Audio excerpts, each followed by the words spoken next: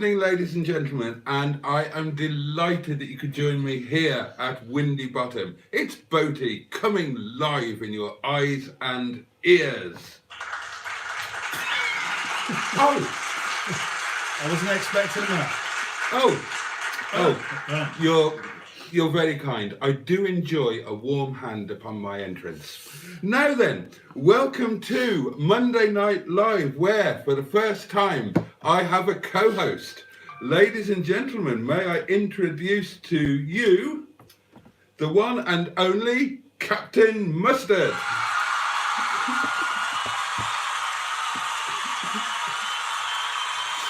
I get a longer one, I like that. Yeah. Well, you are more popular than me. It can't be denied. That's the evidence of it, isn't it? Yeah, absolutely. And what can you expect from us tonight? Well, we will. Well, all the old features will be there, won't they? I mean, the old features. You're talking about this as if I've been here doing this with you before. You've watched it. You know what goes on. I don't really watch it. Okay, well, features. So we've got celebrity out of context bingo. Tell us about any celebrities that you've met and they're in some way out of context. Like, for instance, I don't know, if you met Usain Bolt and he was walking really slowly. We've got things that have almost but not quite fallen on your head. Let us know all about those. Perhaps you were dwelling under a bus shelter and a kebab almost fell on you, but not quite. And I do want things that have almost fallen on your head. Last time we did this feature, I got a lot of things that actually did fall on your heads, which were welcome, but not quite what the feature is about. Obviously, we need to know what you had for dinner, and I suppose if you really want to do it, you can OPWAP. Right. I've had 2 boiled eggs. Yeah, I saw that post. I was somewhat concerned about that. And should I keep a window open? Yeah, well, the idea was to arrive. Are you egg-bound now? Are you fully egg-bound? Egg-bound? Because you've existed on nothing but eggs for at least a week since you gave up real food. I like eggs. Since you discovered that you were a muff magnet and now you're trying to hone yourself into some kind of supreme being to make the rest of us feel even more inadequate than we already do. Do you really reckon that's my idea? Yes. Nice one. Swanning around with your celeb friends and such like. My idea was to get here half an hour early. Tell them, not me. I'm talking to you as well. I tell you what, maybe I'll ignore it. I did want to have about 5 eggs as I turned up, and then spend the rest of the evening farting. Lovely. Well, Did you like that? Well, there's a feature. Yes, I am. I'm driving tea. I'm drinking tea. Right, let's see who we've got with us and say some hellos. Matthew Harrison is in the house. Good evening, sir. You going from the top? Yeah, you go. And then we have Jimmy Quinn. Good evening, Jimmy Quinn. Nicely done. BPS is with us, and he hopes somebody's going to say something absolutely unmentionable. Well, what is BPS? Is it an initialism for something? Or is it just 3 letters that you happen to like? Beats per second? Could be. Could be. Could be. And then we have Project MGTF. Ah, the lovely Simon, who I must thank. And we were discussing this before we went live. Simon popped along to the yard with us today, and he was kind enough to bring us some gifts all the way from France. And mine were absolutely inspired. Or I spoke about it on a video and he saw it. But I love having French things in my kitchen. They can just be normal, everyday things, but I like them to be French because I'm a massive Francophile. I used to live in France and I do miss it. And one of my great pleasures, not just in France, but any country, I like to go into the supermarkets and buy day-to-day things, but foreign versions of them. Yeah. Because it makes me feel exotic and windswept and interesting. That's what Lidl and Aldi used to be like. Did it? Yeah, you used to go into Lidl and Aldi. There'd be all sorts of stuff you just didn't recognise. Right. So it was it would make you feel like it was on holiday. Ah. Yeah. That makes me feel a little bit sad. But there's a feature. If you can't afford a holiday, where do you go? Lidl, Aldi, or your local park? Maybe you just don't go at all. Who else? We have the cylinder blockheads with us. Project Ronnie. He's one of yours, isn't he? Yeah, Project Ronnie.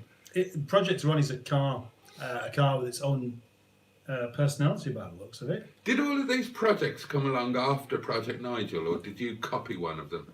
No, I didn't invent the word project. But there are a lot of project YouTube channels now, aren't there? I don't know. I mean, am I responsible for some of this? I might rebrand mine and call it Project Boaty. I don't think you should. No, probably not. A brilliant start, apparently. Oh, excellent. Cheers, everybody, by the way. Yeah. For full and frank disclosure, I'm drinking a rather excellent dry white wine, and Captain Mustard here, my hairy compatriot, is drinking an empty cup of tea, which no doubt he will refill when we've done some of the pleasantries. Gilbert T. Codwacker. I call him Gilbert. Ah, Gilbert. I've made him French and slightly exotic in my little mad crazy world. That means that you're not good enough as you are as a Based nice around my English dining table. Why would you have to put a nasty sway on things? That's just what do you expect. Oh, He's an Englishman, not a Frenchie. well, yeah, but you could. He's a proper red-blooded stout Englishman that Oh, so now you're calling him fat. You're having a go at me. You're having a go at me for Europeanising his name, and now you're calling him stout. What have you got against stout? Oh, is this part of your new diet? Are you now going on a rampage against all stout people? No. Are you going to become what's a word? Not a militant anti-stouter. No. Where you go around poking fat people in McDonald's and telling them to have a word with themselves. Have a word with yourself. That's one of those phrases that really winds me up. Do you know why? No, I don't. Because it's just crap and meaningless, isn't it? No, The worst one. I quite enjoy it. The worst one, I think, I've seen it. When people say, give your head a wobble. You give your own head a wobble for saying that in the first place. I asked a question last night in singles, how wobbly are you? And people said, what? And I said, well, when you move about quite quickly and then suddenly stop, how long does it take for everything to settle back into place? Did you get any serious answers to that? No, just abuse, really. People get a sense of humour. I get abused too. I don't suppose, by any remote chance, are any of my singles lot watching this? I bet they're not. Well, they'll be switching off now, won't they? Ashley Stewart is with us, who was kind enough to comment on my Boaties and Ashes video. Thank you very much for that. And there's another one. Mr. Michael Hunt. No, it says... you have to be careful. Is that how we get tripped up? Yeah. Yeah, I can say that. Mike Hunt. Well, there you go. Well done. Carl Davis, the man with the ZS, whose car I had a test drive in and it was rather lovely. And Mr. Ben 747 is with us. And as I always say, he is my favourite hybrid of a children's television programme and a large jet airliner. And I like that very much. I would like to see more of that. I would like to see, Postman Pat Airbus A380. Or something of that nature. Better if the words actually worked kind of together. Yeah, it would, but I couldn't think of anything clever to say. Like Tony Ben Elton. Tony Ben Elton John. How is that an aircraft? It's not, but the two words go in different directions. Well, anybody can say that, but that doesn't... I did. Yeah, but that doesn't tie into a children's programme and an aircraft. So? You can't have everything you want, you know. See what I have to work with. What else?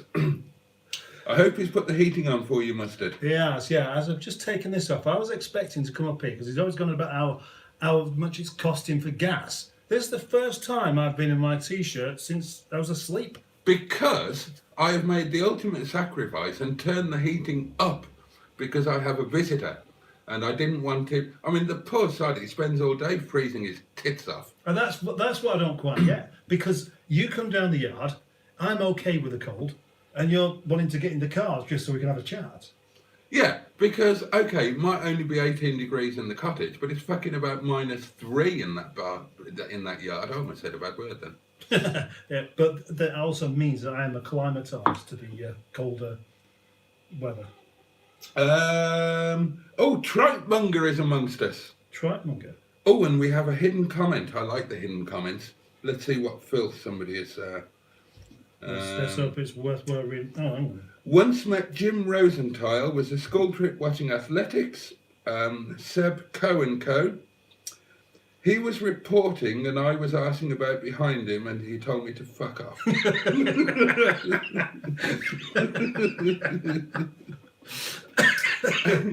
Excellent. Is that an out of context celebrity bingo, or is that for the other feature, which was disappointing celebrities, when you've met a celebrity and in some way they disappointed you, perhaps by telling you to fuck off? Have you? No, well, been disappointed by a celebrity? I haven't really, but I never really have high expectations of a celebrity. I don't expect a celebrity who I meet socially to be on. So if they're a comedian, I don't expect them to be funny. If they're a very good-looking woman, I don't expect them to immediately hump me. Oh, right, I see. Yeah, you don't expect that to be what she looks like. Well, yeah, or if, if she'd appeared in... If she was one of my favourite celebrities because she had appeared in something steamy, where she did something rude that your mother-in-law would disapprove of, I wouldn't expect her to do it to me if I met her at a tea party. Right. But no, I suppose you would you not? And so because I don't have expectations, I've never really been disappointed. I mean, I've met celebrities who were... who you could potentially be disappointed by because, well, for example, because their profession is comedian and in real life they're miserable bastards. Yeah, I think that's probably the most common situation where somebody is disappointed by a celebrity type person. I met Bobby Ball once. Did you? Yeah, he was in a bad mood. And how? Oh, we have a ping. Yeah, but it's for something completely irrelevant to this. Ah, invite them to. Who was it from? Let's have an exciting insight into Mustard's life, as on his personal phone, he has just been pinged, almost certainly, by a very well-known, influential celebrity. Well, yeah, James. Aha! You see? Do you see the circles this man moves in? Eh? Yeah, no, it's not that James. Oh, it's a different James. It is. Right, is it like a spare James you have in case Loads of people are called James. Not all of them are well known. Well, this is undoubtedly true. That would be another disappointment, wouldn't it? If you make someone called James and it turns out they're not famous. Again, no, because I wouldn't have the expectation that somebody should be famous merely because they're called James. Well, you just said that then. We have some exciting news. Mr. Ben 747, the well-known program aircraft hybrid, tells us that he hasn't had any dinner at all. Why not? Are you planning a late one? Or have you been too busy? Or are you on a diet? And also... Maybe he doesn't like food. That a tree nearly fell on his head once. Yeah. That's interesting, isn't it? Yeah, it is actually, yeah. Yeah. We haven't seen this one, have we? Arthur... Do you know what? I need reading glasses for this because this is getting too small. So I can't read that now. I was going to. Is it Arthur Ittis? Can you read that? Good evening, you pair of... I think it's meant to be Foots. arthritis. I think it's meant to be right, I see. arthritis. Did either Arthritis. of you check out the lovely 45 I told you both about? And the Book of Faces. It looks like a bargain. Is it yours? It's Right, not going to be enough of a bargain for us because the pair of us are as skint. It's a very, very skint thing. I mean, if I told you how much money I've got, you wouldn't believe me. Because I haven't actually got any. I've just got minus figures everywhere you look. I'm basically living on credit. And vaguely thinking at the back of my mind that either I'll become incredibly famous and therefore wealthy, or I'll die before I have to actually pay all of it back. Yeah. I think that's kind of my cunning plan. As you know what I think? Fame or death is basically my Destiny. life plan. It's the closest I can get to a life plan. Yeah, That's his bucket list. yeah. Fame or death, and it's like a tossed coin. We don't know what side it's going to come down on, but there we are. BPS has let us know that it's initials indeed, but it hasn't let us know what they stand for. So that's interesting. That means that it's probably something rude or.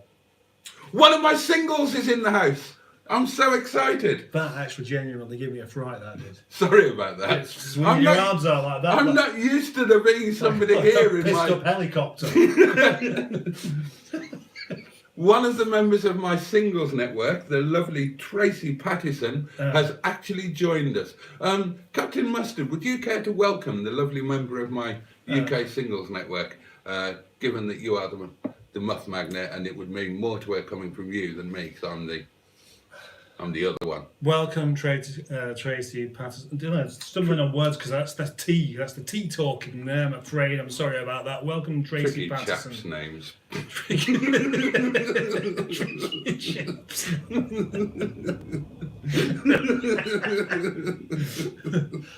Next time you do that,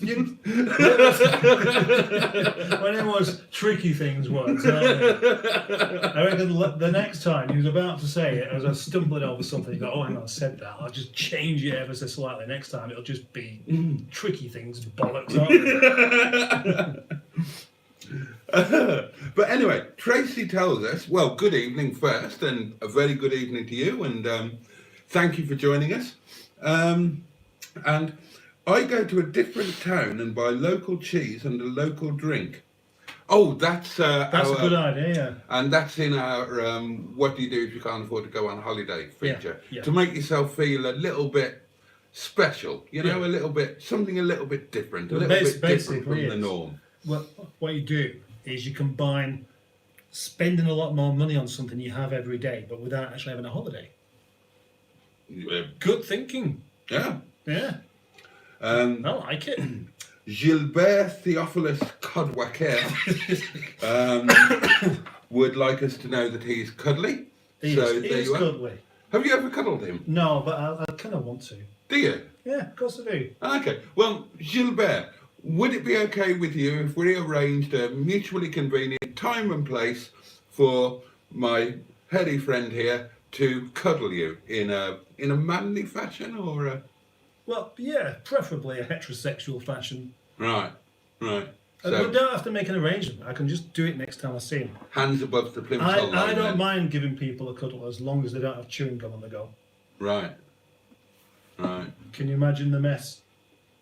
They're squeezing them, and the chewing gum pops out and lands on Hang my on, you were box. cuddling them a minute ago, and now you're effectively performing the Heimlich manoeuvre I on just them. get carried away, that's all. Well, Yeah, I nearly the had carrion cry of rapists throughout the ages. I just got carried away, officer. Sorry about that. Won't happen again, sir. No, then. Could I pick one out? Yeah, please do. Because Please do. when you did this last time, you went from the top all the way through. Yeah. And then you end up a very, very long way behind. Yeah. I imagine by the time you finished, there's about another 20 or 40 or 16 comments that you haven't read out.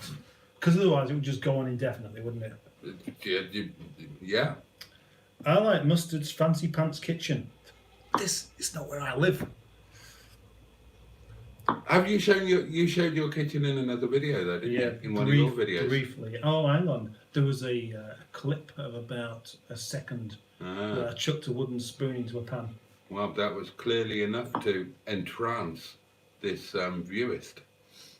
I might do some more mustard in the kitchen stuff soon. But as Mr. Boaty was telling me before, perhaps I should actually just include it more into the videos I'm already making to make them more interesting. And you did say that, didn't you? Yeah, I did. Yeah. To be honest. Yeah. You do think that what I need in my videos is something that completely throws you in that you're not expecting. Well, it's not for me to suggest what you have in your videos because you are more you did successful. before. Well, yeah, but that was just entrepreneur. I wouldn't want to do it in front of other people because they would just point out that you are, what, more than 3 times more successful than me, and therefore I'm in no position to give you advice. Yeah, not, Although I would advise you to change the description of your channel. Yeah, I would as I well. would advise you to alter your Facebook so you know you're allowed an alternative name on Facebook. An alternative name? Yeah, so you have your actual name, but then if you have a nickname that you're known by, you can have it in brackets afterwards. I didn't know that. Yeah, I would suggest that you put Captain Mustard as your alternative name on Facebook. Yeah, I'll tell you what, I could do that now. You could, but I'm not going to. Well, thank you. I'll do it later on. At least wait until after the live stream. Yeah. Yeah.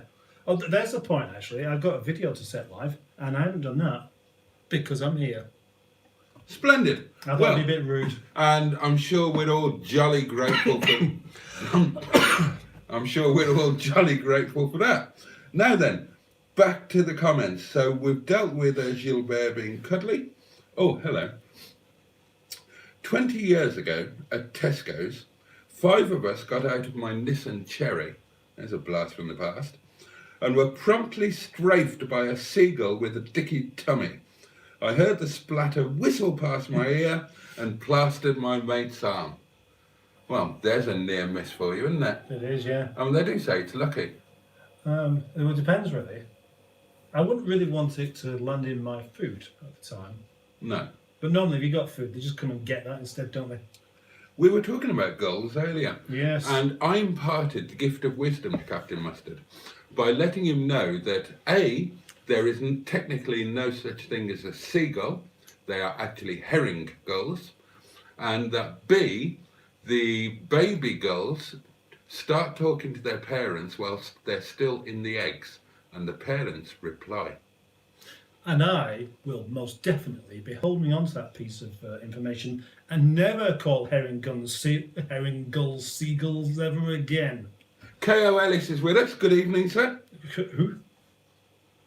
K.O. Ellis. K.O. Ellis? Yeah, he's a very nice chap. He's a proper man. He's Welsh. Is it K.O. as in knockout? Yes. Right. Yes. Knockout. And proper Welsh. He's from South Wales.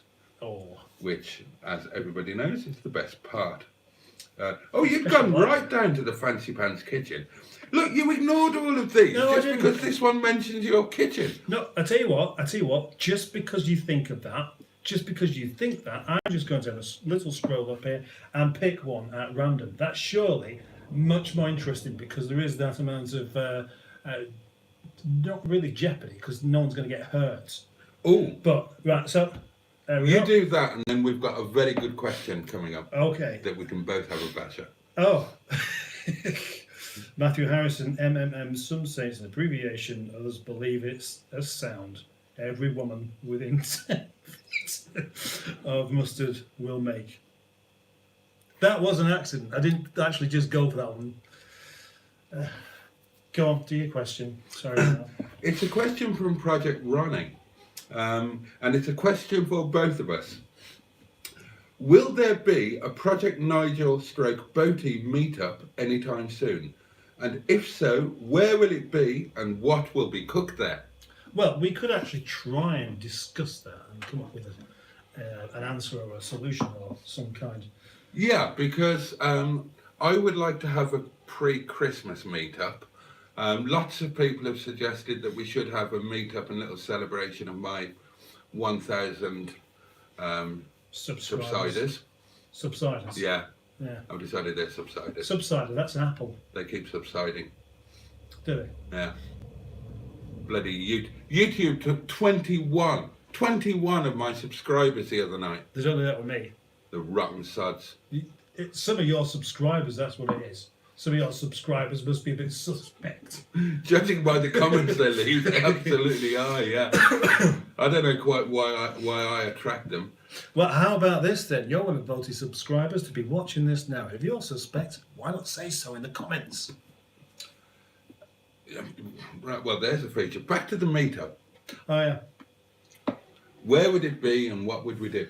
Well, not in the bloody yard. It's too cold. I still like It's the cold idea. everywhere. I still like the idea of We're people. going to Tesco cafe or something. No, coming here to the village hall, Yeah. which will be nice and heated, and we can make food and. But your main reason for that is because you won't have to get up as early in the morning. Yes, yes, that's entirely correct. Yeah, but it is supposed to be my celebration, That's true enough, yeah. and I would use the time wisely by preparing food and drink, and I am providing the venue. Yeah. We've spoken about this before, and a few people have said, "Look, let's just get it done." So, yeah, let's just get it What done. would we call this then? Because it could just be yours. George. You can't call it George. No? Well, you can, but I wouldn't Okay, what class it. about George? Yeah, that's more like it actually. We could call it George, the Project Nigel, Boaty's World, community, pre-Christmas, meet, mingle, cuddle, and fuddle-duddle, muddle. Write that down.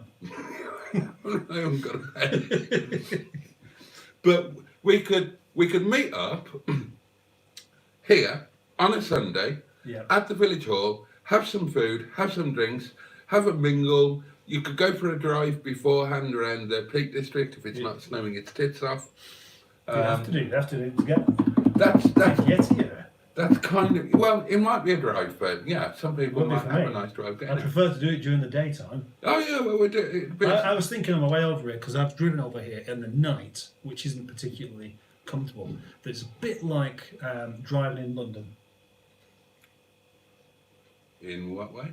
Exactly, yeah. Because there are loads of people that are familiar with the roads and just basically want to bump past you because you're driving along with your candlelit Rover and you can barely see where you're going. I was like that on the way there today. I got stuck behind 3 people successively, and I don't normally get wound up, but they were so slow. Well, in the daylight, you've got no excuse, have you? Because you can't see where you're going. And yeah, I was driving home with my headlights are worse than yours. Are they? Should we do a headlight competition?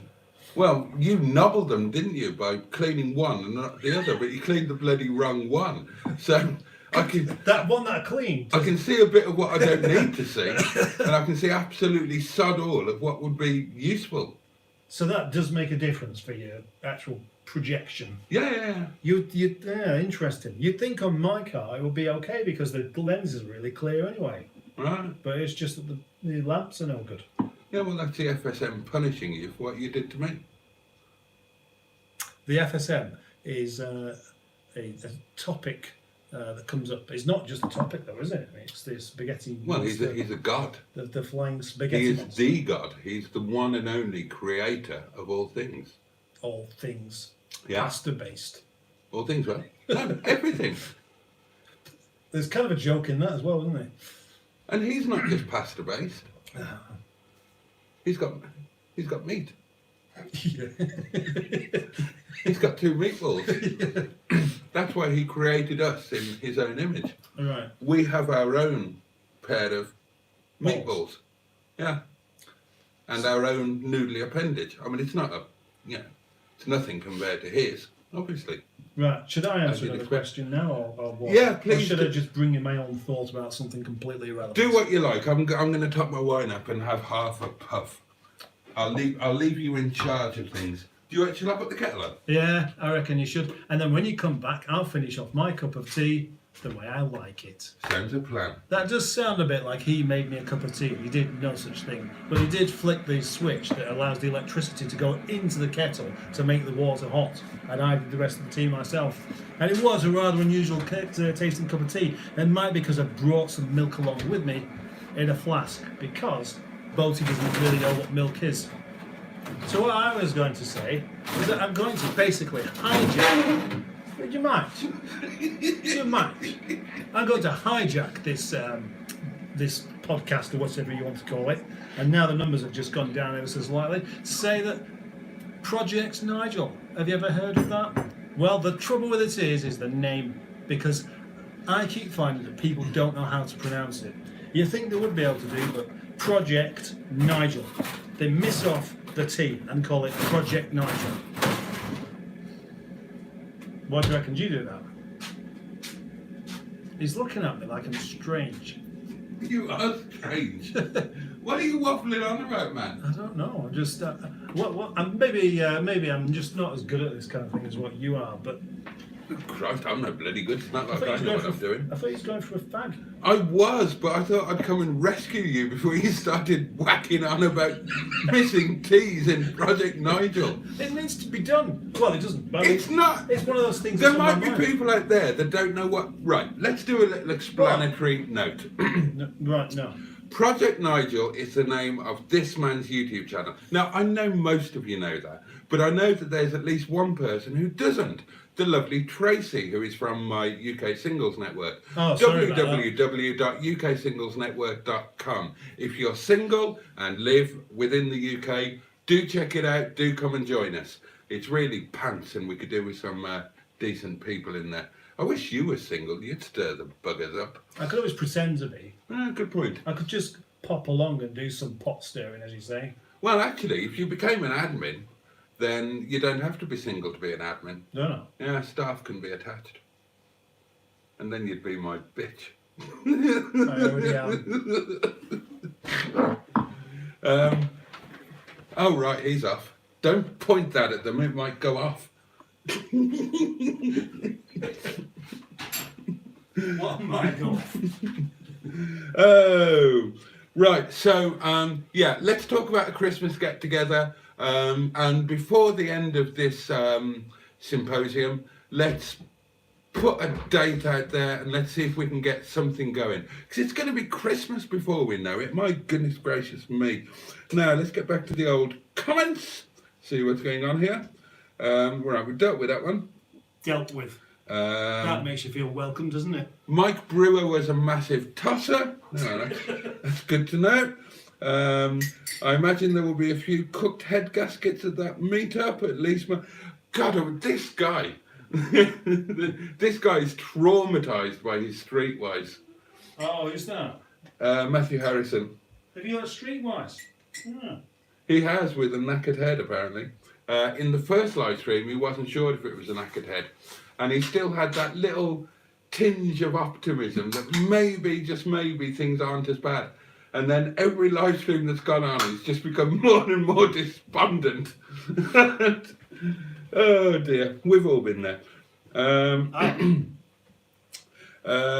You've done more head gaskets than I've had up dinners in the last couple of months.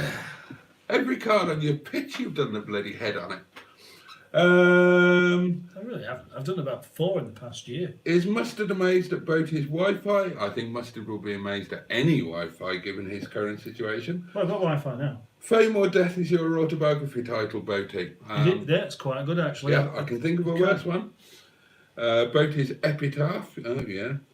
Oh, tonight for dinner I had a Wagyu burger with French fries. This guy. This is the richest guy that that I know. Who's that? You've got your celeb friends. The other day, he came in here telling us that he'd had ribeye steak with asparagus and king prawns. I mean, the guy is as rich as Croesus. And tonight he's had Wagyu burger. Thank you very much. Do you know how much that is? No. It's that incredibly... It's beef from cattle that's specially fed on a special diet to make it incredibly expensive and beyond the reach of anybody like me. Does it make it taste better or just become more expensive? Interesting does it that wear you more say expensive clothes? They did a blind taste test on Radio 4, and yeah, it tastes a lot better. Right. Even when it's just like a burger, when it's not a steak or a proper cut of meat. Yeah, everybody can taste the difference. That is actually kind of making me feel a bit hungry now. I'm feeling a bit hungry. What have you got for supper? Eggs. You think I'm joking? I don't think you're joking. That's why I'm laughing, because if I didn't, I'd cry at your sad life. Eggs just boiled. Right. That's my supper. Is that homemade? Doesn't look it. Yeah. Well, work made. I made it at work. Eggs boiled and just put back in the packet. You can keep them for days, and it's just like a nice snack that's full of protein. And that's the word nice being used in a very unusual context. You can bang your head on that. Yes. Yeah. Right, so we're dealt with Jimmy Quinn being too rich. Another hidden comment. Fame or death, the Boaty equivalent of shit or bust. Yeah, pretty much. That is where my life is. I'm not joking with that. I'm not just skint. I'm getting further and further into debt every week that goes by. And one of two things is going to happen. Either I'm going to suddenly achieve fame and success and everything will be fine, or I'll drop dead and have to be disposed of in a wheelie bin because I'm so in debt I can't even get a pauper's funeral. Well, why would you care about that? Well, I suppose I wouldn't really. Let's go for the fame thing instead. And you're clearly ready for it, aren't you? What? You clearly want to be. Death or fame? Oh, fame. Well, maybe both, I don't know. the most disappointing thing must be for people that try hard all their lives to do something good, like artists and musicians and things, and they only become famous after they've already died. Yeah. That must really piss you off. Well. I'd be livid, me. Yeah. I really would. Yeah. You probably. Yeah. Maybe that's what ghosts are. Maybe ghosts are people that achieved success. Yeah. It's like becoming famous for being murdered. You'd be proper annoyed by that, wouldn't you? Well, especially if you didn't want to be famous. Or if you didn't want to be murdered. Double whammy. Yeah. Yeah. But, yeah, I would like to be famous. Yeah. I won't lie. Well. You will be. Let's just... You act like you already are famous. Do I? Yeah. Do I? Yeah, I reckon. Yeah. Do I? He does, doesn't he?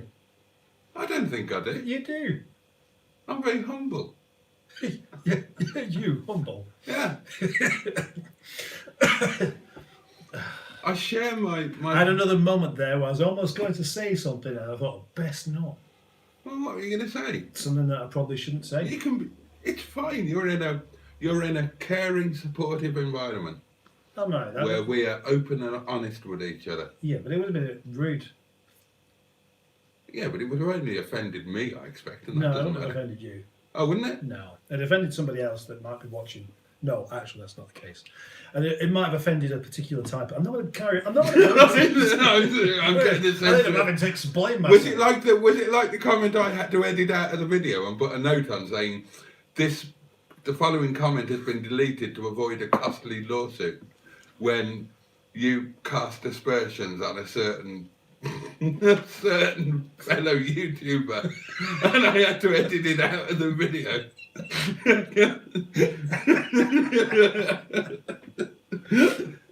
You know, I was thinking that if we was doing this and I had beer as well.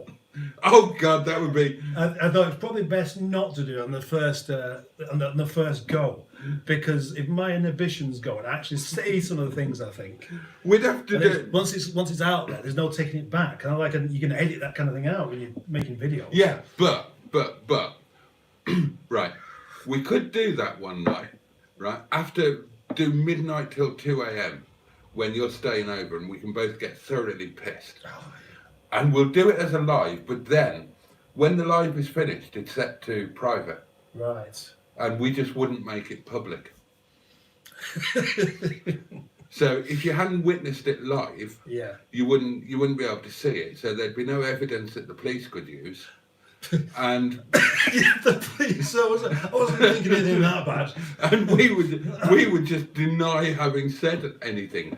And there'd be no evidence there to contradict us. I have a bit of a situation where, on one hand, I think that free speech is exactly what we should have, and you should just be able to say whatever you like, and if somebody gets offended, that's their problem. You know, don't be offended. But then I also have another side of me that thinks, I don't really want to upset anyone. So I'm battling with myself all of the time. Right. And tonight I'm battling with you. Right. Ah, dear me. Boaty wants to grow a beard, by the way. don't want to grow a beard. I've got used to the fact that I can grow a beard. You could get a stick-on beard. No, I can grow a goatee. That's not a beard. This is normal. That's normal adult skin. Yeah. It's just this bit that is 11-year-old choir boy Don't material. flatter yourself. you can't get around it that way. More comments then. Could I read one else? Please do. Can I just welcome Chef Daniel? Good evening, sir. Good evening, Chef Daniel. G-U. Is that? I don't think I've seen G-U-U before. Oh, G-U is brilliant. Yeah? Yeah, he's one of our really good ones. Good ones. Yeah. Well, he's one of my favourites. I assume it's a he. I don't know.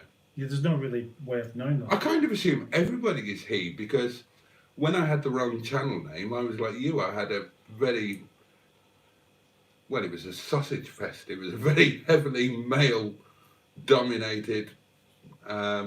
What's it? Yeah, well, it would be, wouldn't it? Audience. Well, no, that's again, you know. Oh, sexist! Verging on being sexist. Yeah. Sorry about that. Welcome to Mustard's misogyny moments. I can think of a few, you know. Is that why you're a muff magnet? Because women secretly crave a misogynist? It's another triple M. Yeah? Yeah. Mustard 2000. Yeah, I'm sorry it took me so long to work that one out. No, well, actually, the thing is, it's a bit like football, where the majority of men seem to like football. But the majority of women don't like football. So if you're a man and you don't like football, you're a bit of a girl. Which is... Oh, fucking hell, this is going on. You don't like football. No, I don't. You hate football. I don't hate football, yeah. So are you a girl? No. No, that's how you're perceived. Right. You think you're perceived as being feminine? No, not really. Not with beard like this. You think that people think that you identify as a woman? No. And that the beard and everything else is just a cover-up, and they think that you should be out and proud. That's not what I was talking about. Mustard coming out live on a... What a prick. Football people, proper football people. The men with football t-shirts on and fat bodies. They have tattoos. They have bald heads. They go down to the pub in the freezing cold weather with just a t-shirt on and smelling very nice. But in actual fact, they assume that all other men like football. So they'll try and engage in conversation with you about football, about yesterday's football extravaganza or whatever it was, and they don't understand when you don't know what they're talking about. Now, it is related to what I was saying, because the majority of men do quite like cars. I think that's what it is. That's why if you've got a car channel, the majority of people will actually be men. And there will be some women as well. And men like women who like cars. I can tell you that. This is gold. It is true, though. It's absolutely true. Most men are more attracted to a woman that likes cars. I'm starting to sound a bit like Boris Johnson. I'm just staying here. I'm just enjoying watching you tying yourself into a knot that you're never going to be able to untie. I'm not actually tying myself into a knot. It's only me that can follow the piece of string that's become this knot that you're thinking. And it doesn't help. It doesn't help when you get interruptions from that lanky geezer over there. It really doesn't. So, we was talking about how, it's a sausage fest. Your channel is a total sausage fest. I do love that term. Is that true? Has one woman ever commented on any of your videos? Yeah. Name one. Can I name people? Well, name the comment. What was the comment? There was one recently about Susie Sunshine from the lady who used to own the car. Right, okay. Will that do for you? I'm sure one of your followers put a comment on one of my videos as well. Oh, Tracy did, yeah. All right. I can't remember what it was about. No, because you never bloody read your comments. I do read my comments. No, he doesn't. And I tell you what, and he doesn't reply to them either. Wendy Miller's comments are brilliant. but sometimes I don't know exactly how to reply to it. Besides, because I find it funny. But there's a point when Windy Miller makes a comment. I'm going to assume that people stop watching the video and read his comments. That's not a good thing. Watch the video first. No, they don't. Yes, you they can't. do. No, because you can't see the comments when you're watching the video. Yes, you can. No, you can't. Yes, you can. Not unless you click onto them. Well, people will do that, won't they? See No, Windy they'll Miller's watch, there. they'll watch the video.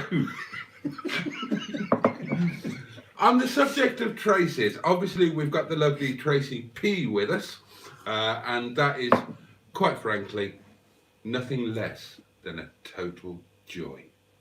But one of our very regular community members here on the old live streams is, of course, Tracy Greenwood. She is now. No, she won't be here. Oh, She's doing her own live stream. And she's jolly annoyed that she can't be here with us. She can get here for midnight if we're still going. That's So a bit unlikely, isn't it? we could talk about it behind it. Well, I don't know. I did 2.5 hours last time. And I was ill. I'm feeling a bit better now, by the way, everybody. Thank you. Do you talk in your sleep? Apparently I do, yeah. So I'm told. Do you rattle on in your sleep? Apparently I do, yeah. You wake up with a sore throat. I mean, just imagine you sort of rattling on in your sleep then. You wake yourself up because you're talking too loudly. Maybe you have a little drink of water. It just goes back up. Well, no, I've been told by people with whom I've shared my bedchamber, and I know that's going to come as a shock to you, but yeah, I'm not a virgin. I was for a long, long time. I was the oldest virgin in the United Kingdom, but since then, I've done it with a lady. Yeah, and, well, I have. A lady. Yeah. Yeah. Well, I wanted to make that clear. Yeah. Well, Because most people think I'm gay. yeah, that is true. Yeah. You're a bit like David Williams crossed with Kenneth Williams. Yeah. Yeah. Yeah. And both those, one of them was gay. The other one just looks gay. Oh, I don't know. Doesn't he? I think he swings both ways, doesn't he? What, Williams? Yeah. Maybe he does. Maybe somebody. Or did we cancelled just all think he was gay and then he suddenly married this beautiful woman and then split from her? Well, yeah, because he split from her because she didn't have a penis.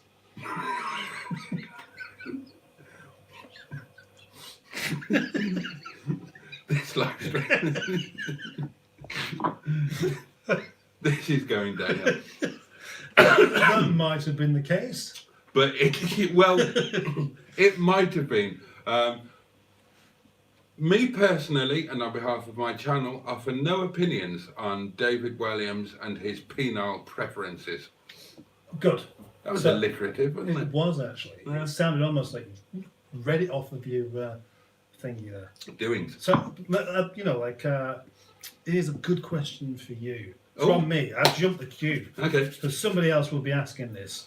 right. In fact, they are doing now. I like questions. If anybody's got any questions for either myself or Captain Mustard, pop them in the comments and we will answer them. And, oh, just so you know, we have a policy on this live stream.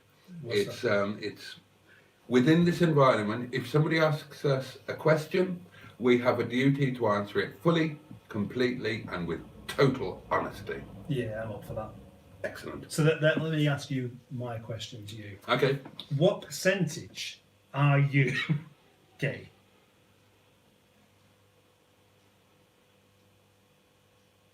Well, in a literal sense, 0. Yeah, I know that, but Because I'm not even a tiny bit curious. Yeah. have you ever looked at a man's bottom and thought, No, I wish that was a, I wish that was a woman?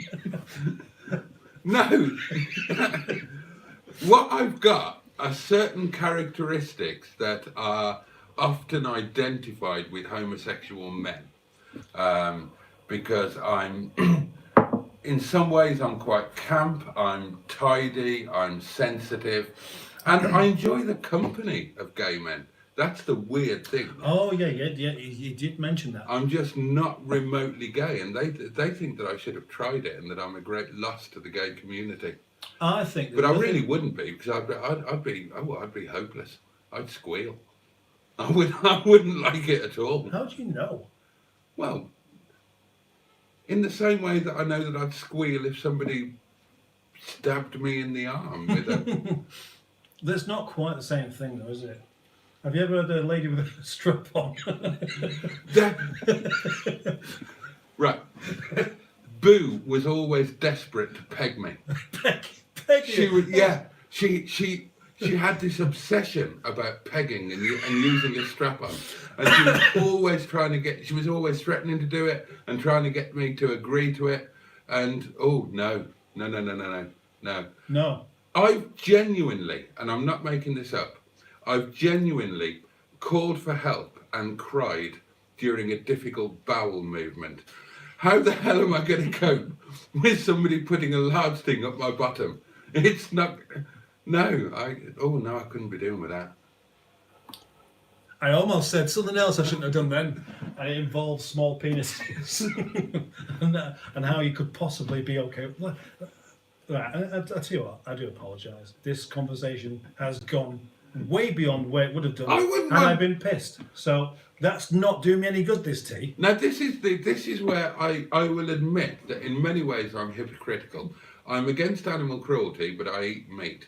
Yeah. I try to be careful in what meat I eat and how I eat it, and I don't eat dairy because I think that that's even crueler than the meat industry. So yeah, in many ways I'm an absolute hypocrite, and that's one of them.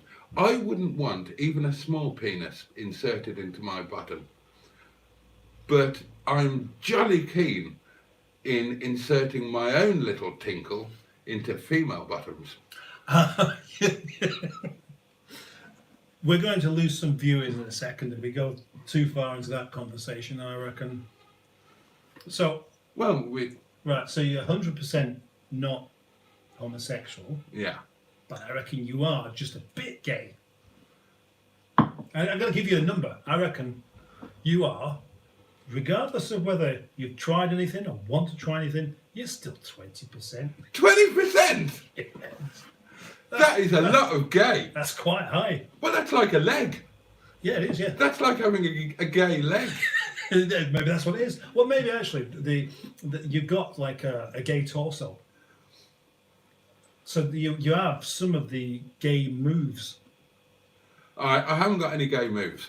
You have? No, my gay characteristics are all like cerebral and societal rather than actual physical. I mean, that's not a gay body. That's no. That's a fat... No. That's just a fat non-footballer's body. Yeah, it is true, actually. You could get nowhere with a bod like that. Well, what percentage gay are you then? Oh, well, I know exactly this. Okay. You can tell me, because I actually don't really know. But I would say probably 6. 6%, yeah. What does that 6% of gayness comprise? Well, it could be a similar kind of thing as it is with you, where I'm just too masculine to care. Now that sounds like denial. It does, yeah.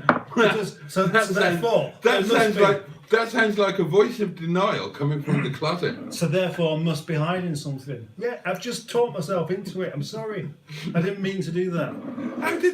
How did this live stream take this direction? Two, frankly, heterosexual men discussing 20% is way over the top. Well, I'm generous. Okay, have you ever had an MMF threesome? No. Right, you'd have had to have had one of those to be 20% gay. Oh, right, hang on. I thought MMF. I thought you were talking about something else then. What did you think I was talking about?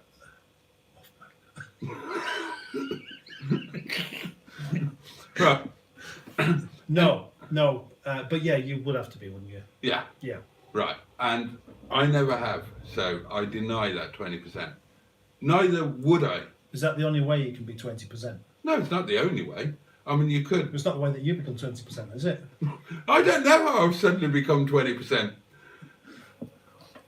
I thought that I've got an idea. Why don't we actually ask the question to the lovely public there? And this is what it's about, isn't it? Do you think that Boaty is 20% gay? If so, which 20%? yeah. Just say so. And if you agree, I'll read it out. I mean, being a man, if the right 20% of you is gay, then you might as well be totally gay. I mean, that really would be a big tool. I mean, if you were gay from the knees down, then okay, your gay feet might walk you into a public lavatory. But then when push came to shove, the non-gay bits of you would say, "My God, I haven't signed up to this. Thank you very much," and would instruct the feet to trot back out of the lavatory. Yeah, you really would be. Although I battling with suppose yourself. that if the 20% of you that was gay was the part integral to the actualities of gayery, you'd have to rely on your non-gay feet to take you to a gay situation. Yeah. Well, you'd just trick them, wouldn't you? No. Well, presumably, your feet don't really know where they're going because they're controlled by the other bits. So how would that work then? If you've got gay feet and a straight brain, how would you ever get anywhere?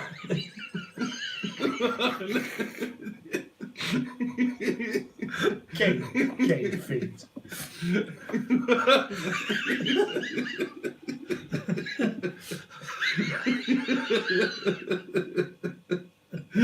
Let's get back to some comments.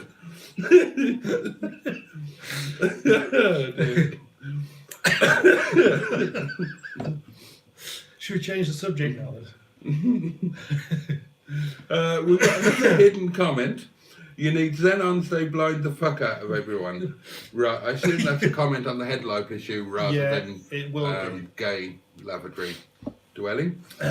Well, unless you want to be really sort of aware in the toilets or something, I don't know. Somebody's mentioned consulting their driver about the potential meetup. Matthew Harrison has suggested a raffle for car names to raise a few quid towards a caravan. GUU is in the house. Good evening. Ooh. Mustard is showing his Englishness. Don't forget the T. Yeah, I've got it there. Matthew Harrison is single, but is also very irritating to the opposite sex, and has accepted his fate. I feel that pain, brother. Apparently, Mustard was papped by Andy in his V70 on Sunday. Papped? Oh yeah, you're going to get papped now that you're like a major league A-list celebrity. Well, I saw him coming the other way, but he wasn't taking pictures of me. But he did wave, and he smiled, which is the normal thing to do when you see someone you know.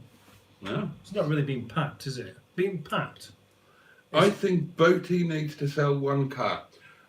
Which car should I sell? There is somebody watching this who is interested in buying the Tourer, but I'll tell you something. I'm used to swapping and changing my cars very frequently, and it feels a bit weird having all of these long-term cars. But on the other hand, I do feel committed to them. But what I would say is that all of my cars are potentially for sale at the right price and to the right home. So if anybody is interested in owning any of my cars, do give me a shout, and there would be the potential to have a deal. Mm-hmm. And I'd replace it with something else. But, you know. Yeah, but that would defeat the object, wouldn't it? No, I don't think it would. Because if I'd rescued a car and sold it to a really good home who was going to love and cherish it, probably better than I do, because I can't afford, you know, I can give it my time and my love and my attention, but I can't afford to put the bloody things right, which is why poor Sheeson is dwelling in is dwelling in the yard. Yeah. So if I passed it on to somebody who could give it that amazing home, and I then rescued another one, and it became a conveyor belt like that, surely that would be fulfilling the Well, that's what I try and do. community. But it's not just about fulfilling the community, it's about making yourself less skint. Mm. And by buying another car you can't afford isn't going to help that. Yeah, but if I sold a car for more than I paid for it, Oh, yeah. I keep forgetting that's what you're supposed to do. yeah, exactly.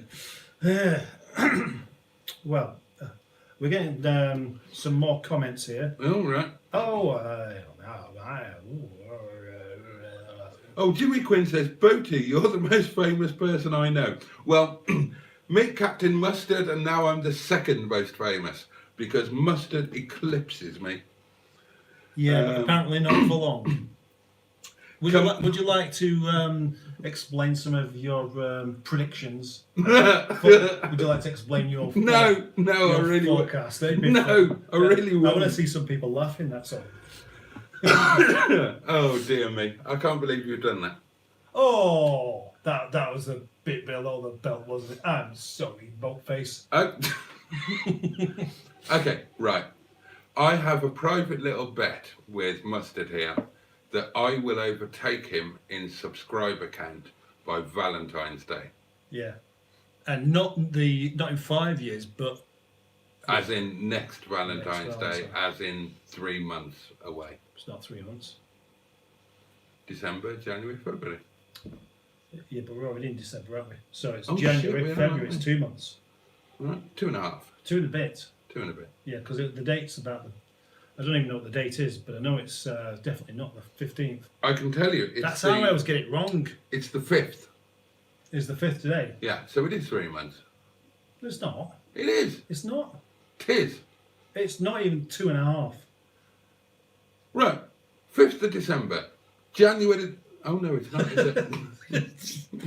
Did you struggle with maths at school? Yes. Yeah. How many O It's levels? fine, you talked your way out of it. How many O levels did you get? I'm not telling you. You don't need to know. You can't count that far.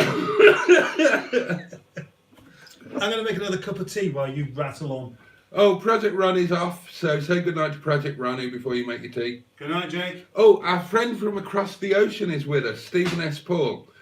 Bids a hello to all Englishmen. Oh, another hidden comment. Let's have a look at this one. Oh, these are the best ones, aren't they? The irony that you're more masculine or macho if you enjoy watching other men run around in shorts. Yeah. That's a point. Why is that a hidden comment? I don't know. There's not about swear words, eh? Mustard is more like Grizzly Adams. This is like an episode of Derek and Clive. What's that? Derek and Clive. Have you never seen Derek and Clive? It's from myself. It is the best thing ever. Right, it's Peter Cook and Dudley Moore. Oh yes. that's quite a nice thing to say. It's a lovely thing to say. Yeah, especially the Peter Cook bit. Who's Peter Cook? Oh, I'm Peter Cook. What, just because you're ever so slightly taller? And posher. And, yeah. Are you more posh than me? I'm better spoken. Oh yeah. Yeah. Do you reckon? You're the one that you always call me posh. So I'm living up to I'm just buttering your toast. your identification of me. Being posh is important to you, isn't it? I wish my missus liked cars. She could clean mine on a Sunday. We had a competition. I think it was after you went, but we had a competition in Monday night's live stream where I asked people what the acronym POSH stood for, and 3 people got it right. Do you know what? I'm going to admit that I didn't know it was an acronym. No, well, there you are. What does it stand for? Port out, starboard home. When we had the British Raj, Disappointed. and when rich British people would go to India for the winter to escape the cold, then if they could afford it, they would have the most expensive cabins on the ship. And the most expensive cabins were the ones that weren't in the sunlight, that were on the shaded side. because there was no air conditioning in those days, and the cabins would get unbearably hot if they were in the sunlit side. And the shaded side was the port side going out and the starboard side coming home. So if you could afford those, you were known as port out, starboard home, or posh. Good. And that's where the word came from. Another bit of information. Posh on shorts horse. Or pants on shorts horse. If Freddie Mercury had liked curry, he would still be alive.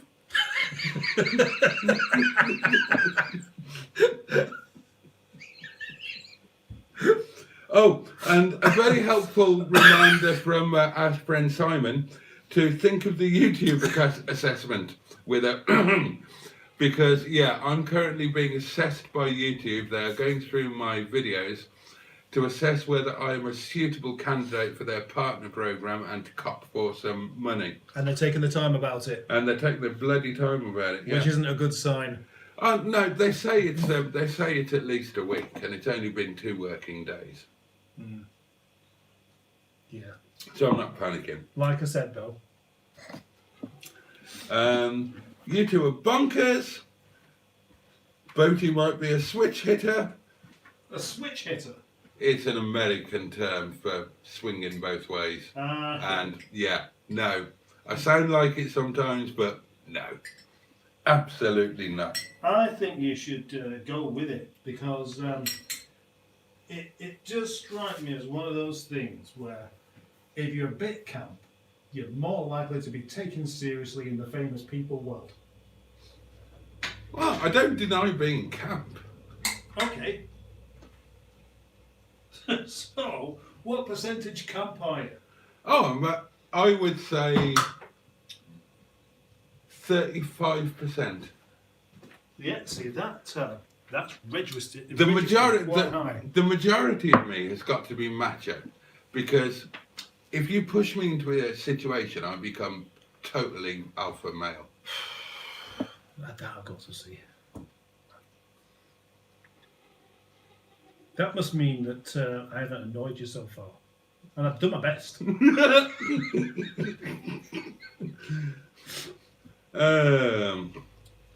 As Weezer once said, everyone's a little gay. Why can't she be a little straight? Who's Weezer? Oh, it's an American band. All right, I think to help both channels, both of you should offer a car for Joseph Lloyd to drive. Well, he wants to do. I speak to that nice chap quite often, actually. He's a very, very friendly chap. He's offered me a test drive in his Rover 45 that everybody else has driven. That car's had more asses than Freddie Mercury. Here we go. You and I are the only people remotely connected to YouTube that haven't driven that car. That sounded like a joke you had set up. Look, you're going to bang your head again there. I don't need to set anything up. I can do things off the cuff. Off? Yeah. That's me being posh again. I wonder if this poshness that Boaty has is somewhat put on. Because from time to time he does ever so slightly slip into Brummy. Oh, totally. Yeah, and especially when you've had a drink. Yeah. And let's face it, I've seen you with a drink quite a few times. Yeah. Yeah. That's because I'm an alcoholic. Well, that's not the same as being posh. Actually, I'm not an alcoholic. I don't go to the meetings. I'm just drunk. Yeah, well, the thing is, you enjoy a couple of drinks in the evening, which surely should be allowed without being given a bloody label. My poshness, I went to a very expensive fee-paying school. But before that, originally I had a Welsh accent, then I had a Birmingham accent, then I went to a posh school and they tried to beat any accent out of me. Did they? And I had to learn how to talk posh. Did they actually really do that? Yeah, they hit you. Yeah. So basically, if you don't speak properly in the first place. If you're lucky, you get hit. Right. If you're unlucky, you get buggered. Right. So he's experienced the possibility of something like that happening and he didn't want to do it. So the only reason he's posh is because he didn't want to get buggered. That is an interesting idea. Yeah. It's I an used to interesting call it- idea that flies in the face of your 20% gay theory. Oh, well, Where's my wine? you drunk it. Oh, it's here. I always considered myself as a posh northerner. But when I lived in the south, people just thought I was a northerner. And then when I live in the north, people think I'm a southerner. You speak like a northerner. Not always. Sometimes you use posh words I don't, not really, not like you do. and you sound erudite and learned. Ah, right, yeah, fair enough. But then you drop into northern things and you use of instead of have, No, I do not. which is always a dead giveaway. I do not. You bloody do. Well, I would chastise myself for doing that because that's one of those things I simply dislike. And there's Have I another, honestly said that? I'm so disappointed. and there's another one that you do all the time in writing as well as in speech. That'll be a mistake. You get all depressed. I am somewhat partially dyslexic or something. Now you're really coming out, aren't you? You want to be posh, don't you? I don't want to be posh. You I just want to do. be- I want to be proper. You want to rail against your northern southern heritage and come out and emerge as a posh butterfly. Go on, what is it? You can identify it, but I can't remember. Oh, that's good. That's I've good. never pointed it out to you because I don't like grammar Nazis. Why do they have to call them Nazis? It's just an Yeah, but I mean, offensive term, isn't it? When you can, well, what is a grammar Nazi? It's somebody who's not a Nazi, but actually just trying to be helpful. There's nothing helpful about the Nazis. They're not trying to be helpful. I think that's the point. What they're trying to say is, I can do this and you can't. yeah, I'm better than you. That's what they're trying to say. Or it could just be. And that's like Aryan supremacy, Yeah, but basically. I don't think it's been. That's probably how Hitler started. He probably started by assuaging his feelings of inferiority by going around correcting grammar. And then before you know it, he's doing a funny walk and invading Poland. Yeah, I mean, you've got to be careful when you're correcting people's grammar that you don't end up doing that yourself. Well, that's why I don't do it. Well, because you're. I don't want to you become a annex the fascist. Sudetenland. Because you're. I could be a good fascist, mate. Yeah, I know. I've got the tendency. I am. There's a lot of things you've got potential for, mate. Yeah, well, you say I'm 20% gay. I'm at least 60% megalomaniac. I think I'd love to be a benign dictator. when I write things, I've got a terrible habit of missing words out and I hate it. And often I don't see it and somebody points it out to me and I've got to correct it straight away. So if I do something else that's incorrect, I'd like it to be pointed out. What's the one thing that you see most commonly misspelt or grammar-wise that there's an interesting question for you? And there's the answer. There's, theirs, and theirs. Yeah. And, of course, probably the most common is greengrocer's disease. Greengrocer's disease. Yeah, that's what it's known as. Misuse of apostrophes. Everybody should hate that. But the one that I do think is reasonably forgivable is it's. Hey, what? It's when the two The it's. difference between Yeah. it being an abbreviation and a possessive. Yeah. That when I can understand people getting wrong. Right, So I never point that out. right. I'll be honest with you. I'll let you into a little secret. As we're being honest with each other, Yeah. I struggle with that. Do you? I never struggle with it when it's obvious that it should be an abbreviation of it is, and then obviously there should be an apostrophe.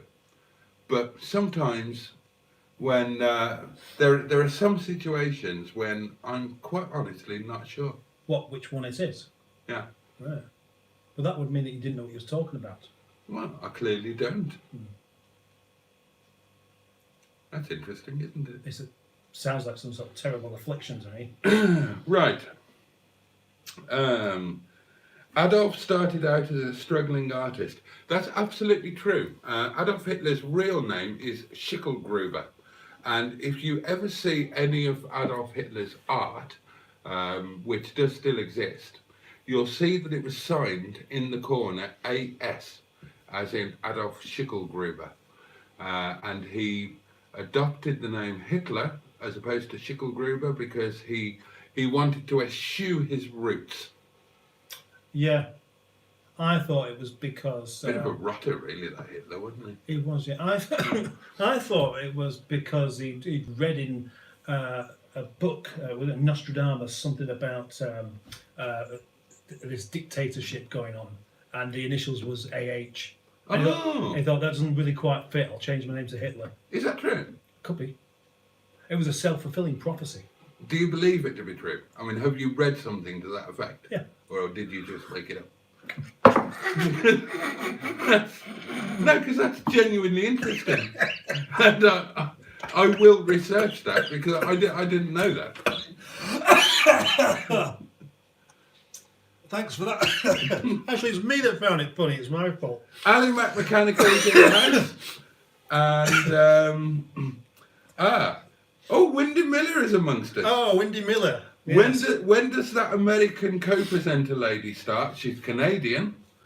And is she going to be more of a Richard Hammond or a Jerome Clarkson character? Well, the lady in question, her name is Charlotte Dobre. And when is she starting? Well, I haven't offered her the position yet, officially. She's not going to take it. You don't think? No. Well, in that case, I'm not going to offer her the job either. No, I wouldn't do it because, you'll just embarrass yourself. Okay. You've done enough of that already. I don't care. I picked up views and subscribers by tagging her in that video I made about her applying for the job. Did she untag herself on that? No, Right, so she's obviously unaware. probably. Do I care? No. I I feel don't think you do anyway. at the end of the day, Which one? Right. Today? Because there's not much of it left. at the end of any day, oh no, there isn't. At the end of any day you care to mention, she took content of mine Yeah. and used it in her video. Yeah. So I'm entitled To do the same. to do the same. And at least I credited her. She didn't credit me. No. There was no link to my channel when she used my material. Yeah, and you'd have been okay with that, wouldn't you? Yeah. Yeah. Well, and I haven't put in a copyright claim. Can you? I imagine so. It's my material. Yeah, you probably can't. Why not? I don't think there was enough of your material actually being used. She used my actual voice. But yeah. She used a recording of me. The old copyright thing is a great minefield to me. Mind you, I have that's to- the best thing I do. The most I will do is... I have done that with Hubnut, didn't I? Yeah. Oh, it's a spicy meatball, that is. It's a fucking kebab. What's the matter with you? Oh, the I most enjoyed I'll do is doing have that. a little animation of Robert Smith. Right. Oh, yeah, I saw that. That was very bizarre and random. I know. It just kind of popped in there. And I thought, did I really see that? Or did I have a glass of wine too many? I'm going to do some more stuff And like then I that. thought, I must have seen it because I don't know who that is. Ah. So I couldn't have imagined it. You can't imagine something that you don't know. Well, I imagine. everything starts off with something you don't know, doesn't it? So yes, you can. Well, no, you can't. Every writer starts off with a blank page. Yeah, and then what happens? They, Usually they get frustrated and go and watch the TV. yeah, but also they write words down that somebody else invented. Yeah, that's true. They don't. Well, actually, They didn't imagine them themselves. no. But I mean, a They couple just do. Have you learned ever them. made your own word up? Yeah, Yeah, of course you have. Everybody has. Can you remember what it is? yeah, podgered. Is that yours? Yeah. Is that your actual word? Yeah. Well, congratulations Thank you. for sticking it out there, because obviously All in there. the whole world's using the word podgering now, aren't they? Yeah. Podgering is a thing. I think it's a nice word. It is it's much nicer than the actual act that you're describing, I also especially the way you talk about it. I also call it beastliness, spousal togetherness. Spousal togetherness. Yeah. Uniting your unmentionables. I can't do dirty talk. We were talking about this. Yeah, Was and it- that's how you was it that's how you lunchtime? get around it. Yeah. I can't Yeah, do we was having talk. dirty talk with each other apparently. No, we were discussing The- dirty talk. He was talking about how he doesn't want to have dirty talk. Which is a strange thing to have, you with like another it? man that isn't gay, isn't it? Do you like it? What? Do you like a woman talking dirty to you? I don't know. Never experienced it. God, you haven't lived, have you? I don't know. Well, I might have done. You've never had a woman talk dirty to you? I might have done. Oh, you're just not And I admitting didn't to say it. it might have done. I said might have done. Oh, right. Remember that we're being open and honest with our lovely We are. sets. I'm going to read a comment out. I just noticed that. OAP WAP. Oh, crap! Isn't this something you was talking about the other week? Yeah, OPWAP is an ongoing feature we've got, and it's old age pensioners worth a podgering. Yeah, so It's people over 60 that you think it'd be worth chucking one up. yeah, and I said, Or if you're a female lady woman type persuasion, allowing one to slip you the Wellington boot, assuming they still can. And I think most men can now, can't they? They have medication for that sort of thing. The old middle stump problems. yeah, they do. It's because they're basically being asked too much of them, I suppose. With people getting older and staying around for longer, it's required of them to be still a man for longer as well. And you can't just shrivel up once you get to 60 years old and be completely useless. That'll be what it is. I'm leaving you to go with that one, mate. Well, I know. You started it. Good luck with the 60-year-old demographic. Well, yeah, but when did that start? I did sound a bit northern then, actually. When did 60-year-old ladies start wanting sex? Because I always thought they didn't. I think maybe the thing is the closer you get to that, then you assume that they must do. Otherwise, you're completely redundant. And I still think the best one would be Kylie in another 7 years. But you tried to disqualify me for the competition for that, and I think that's awfully unfair because not only is it an incorrect answer, but it's also a very good incorrect answer that I bet you wish you'd thought of yourself. It is. It is.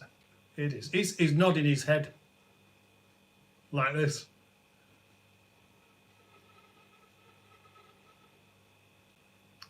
I'm going to have a little silent moment here.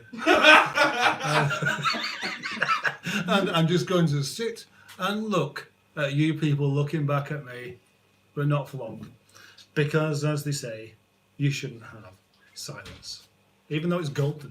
You know, we like golden things, but You not, can't have not radio. silence. He had a go at me. I did he not. said there would be no point in me coming on a banter. live stream. He said, I watched your live stream and you never shut up. That's true. I just sit there looking at my bloody phone. But this is what you have to do. When it's just you and a camera, you have to just turn your mind off and say things at them. And hope that you don't get locked up or lose all of your subscribers or something. Right. That's not going to happen. Well, we've been going for over an hour and we seem to have got through all of the comments, which is wonderful. So I think it's time that we kicked in with a new feature. So let's have a nice, pleasant, all-inclusive feature that we can... So, I just read a Gilberty Kawaka comment there. Very good. Oh, Ali Mack's there as well. Hello, Ali Mack. Have you ever watched one of his lives? Bits, yeah. Fucking hell, they go on for about 8 hours. Yeah. And you can't understand a word. There's like 5 people on a screen. All talking at the same time. And all talking at the same time and all smoking and every word that you can hear is a swear word. I felt so out of my comfort zone. And I didn't realise it was going to be like that. And I just pinged into YouTube and, oh, Ali Mack, he comes into my lives. I should repay the compliment. And so I went in and I said, good evening, in the comments. Totally fucking ignored. There's just these people on the screen on a Zoom thing talking about, the things they talk about. Dear me. The kind of things that would embarrass your dog. Yeah. Who's laughing at us? Simon. Wyndham Miller has had an idea for a new video concept. I saw the reaction video the other day and it was good. So how about a normal person who's never watched your videos reacting to this madness? We should do that. That would be a thing for us to do. We should watch a YouTube video together and give our reactions to it. Well, a bit like Gogglebox. Yeah. Where they, it's a bit of an insult to the actual program because talking over the top of the program is obviously more entertaining than the actual program. It's kind of arrogant. Are we really arrogant enough to do that? I know you are, but am I? I think you could be. Yeah. I feel bad about it. I think you have the potential to be tremendously arrogant. Oh, it sounds almost like a potential qualification. I think you've always wanted to be arrogant. You've always wanted to be posh, yeah.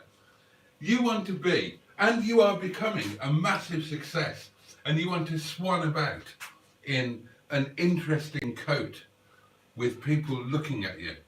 And you would make a point of being arrogant by being deliberately humble. Do you know what? You basically putting me in a situation where everything I do, you're going to turn it into something bad, aren't you? I'm going to try, yeah. You know, and I said that 20% gayness that you have there was about right. Maybe I was wrong. Oh, is that a gay thing? Yeah. Oh, my bitch. Well, actually, I know a few gay men, and obviously I don't want to make assumptions, but are gay men a bit like women when it comes to this kind of thing where you're basically, if you choose to, that other person can do no right whatever they do. You'll find a way of it being wrong. Are gay men like that? I'm genuinely interested. Are you? Put the question out there. I just did do. Hey, I had a conversation with myself in your comments tonight. Admittedly, it was an hour before the stream and nobody was interested in chatting back. You know what? You seem to be the kind of person that could make full advantage of having two phones and you just text yourself. What do you reckon to that? What do you reckon to that? I touched myself in the bath privately with a flannel. Privately? Yeah. Is this an admission of something? I'm just letting you know that I dabbed at my private area with a flannel. What, to wash it? Yeah. Well, that's how you do it, isn't it? I don't know. But did you get your did you get your man tackle clean? When you got out of the bath and you dried yourself off. Spotless, mate. Spotless. How'd the smell go? Here's a question I hope so. for you and all of you guys. Do you actively wash your feet? Or do you just have a shower and assume that gravity will be your friend? Or do you just get in the bath? Or do you actively wash your feet? That's one of the world's great questions, isn't it? Well, thank you. I am one of the world's great men. Yes. I'll start by answering that question and say, I do. Do you? Yeah. How? Well, by being on one leg. That's the only way you can do it in the shower, isn't it? Oh, do you have a shower? Yeah, you sort of stick one leg up, lean against the wall, wash your feet and your toes and in between your toes. And How do you do it? sing a song. Well, specifically, how do you do it? What do you mean, how do you do it? How do you do it? Well, can you not reach your feet? To just talk us through how you wash your trotters. I don't know. I don't think about it. That's one thing. Well, I mean, I've never thought. Do I have to spell it out to you? Right. Do you soap up a flannel and then use the flannel to wash your foot? Or do you put the bar of soap in your hand and rub it around your foot? Yeah, I just use the bar of soap. There's no point in having a middleman. Right. So you use a bar of... You stand on one leg like a deranged elderly stork. and then have at your foot with a bar of soap? Yeah. Do you worry about slipping when you put that foot back down? Yeah. And put all of your weight on that foot to then lift up your other foot? Yeah. You do? Yeah. What do you do to guard against that? Just I like to live dangerously, I guess. What about your toenails? Oh gosh, that is tricky because I will, try and keep them short because otherwise they grow through my socks. How do you do that? How do you keep them short? With wire cutters. What? Wire cutters? Tell me you're joking. No. You trim your toenails with... What fucked up kind of toenails have you got? I just don't think. So do you take wire cutters into the bathroom with you?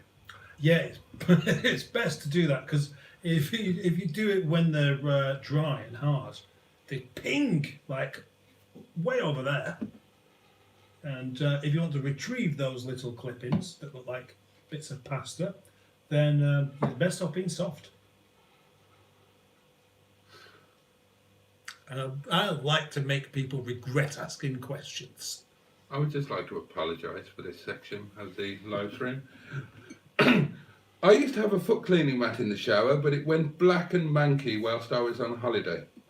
My feet are horrible. Clean, but look lab created. Who said that? Wash my feet, wish I could see them. I actively use a scrubber for that job. I wash my feet by using foot A to wash foot B, then foot B washes foot A. The shower is a bit small to bend down and you have to be careful if you make your feet slippy. Now, one of the worst things about a shower cubicle is when you bend over and you get your warm buttocks on the cold tiles. That's an awful thing. I can think of a lot worse things than that. Well, so can I, but it's still not a nice thing. It's not.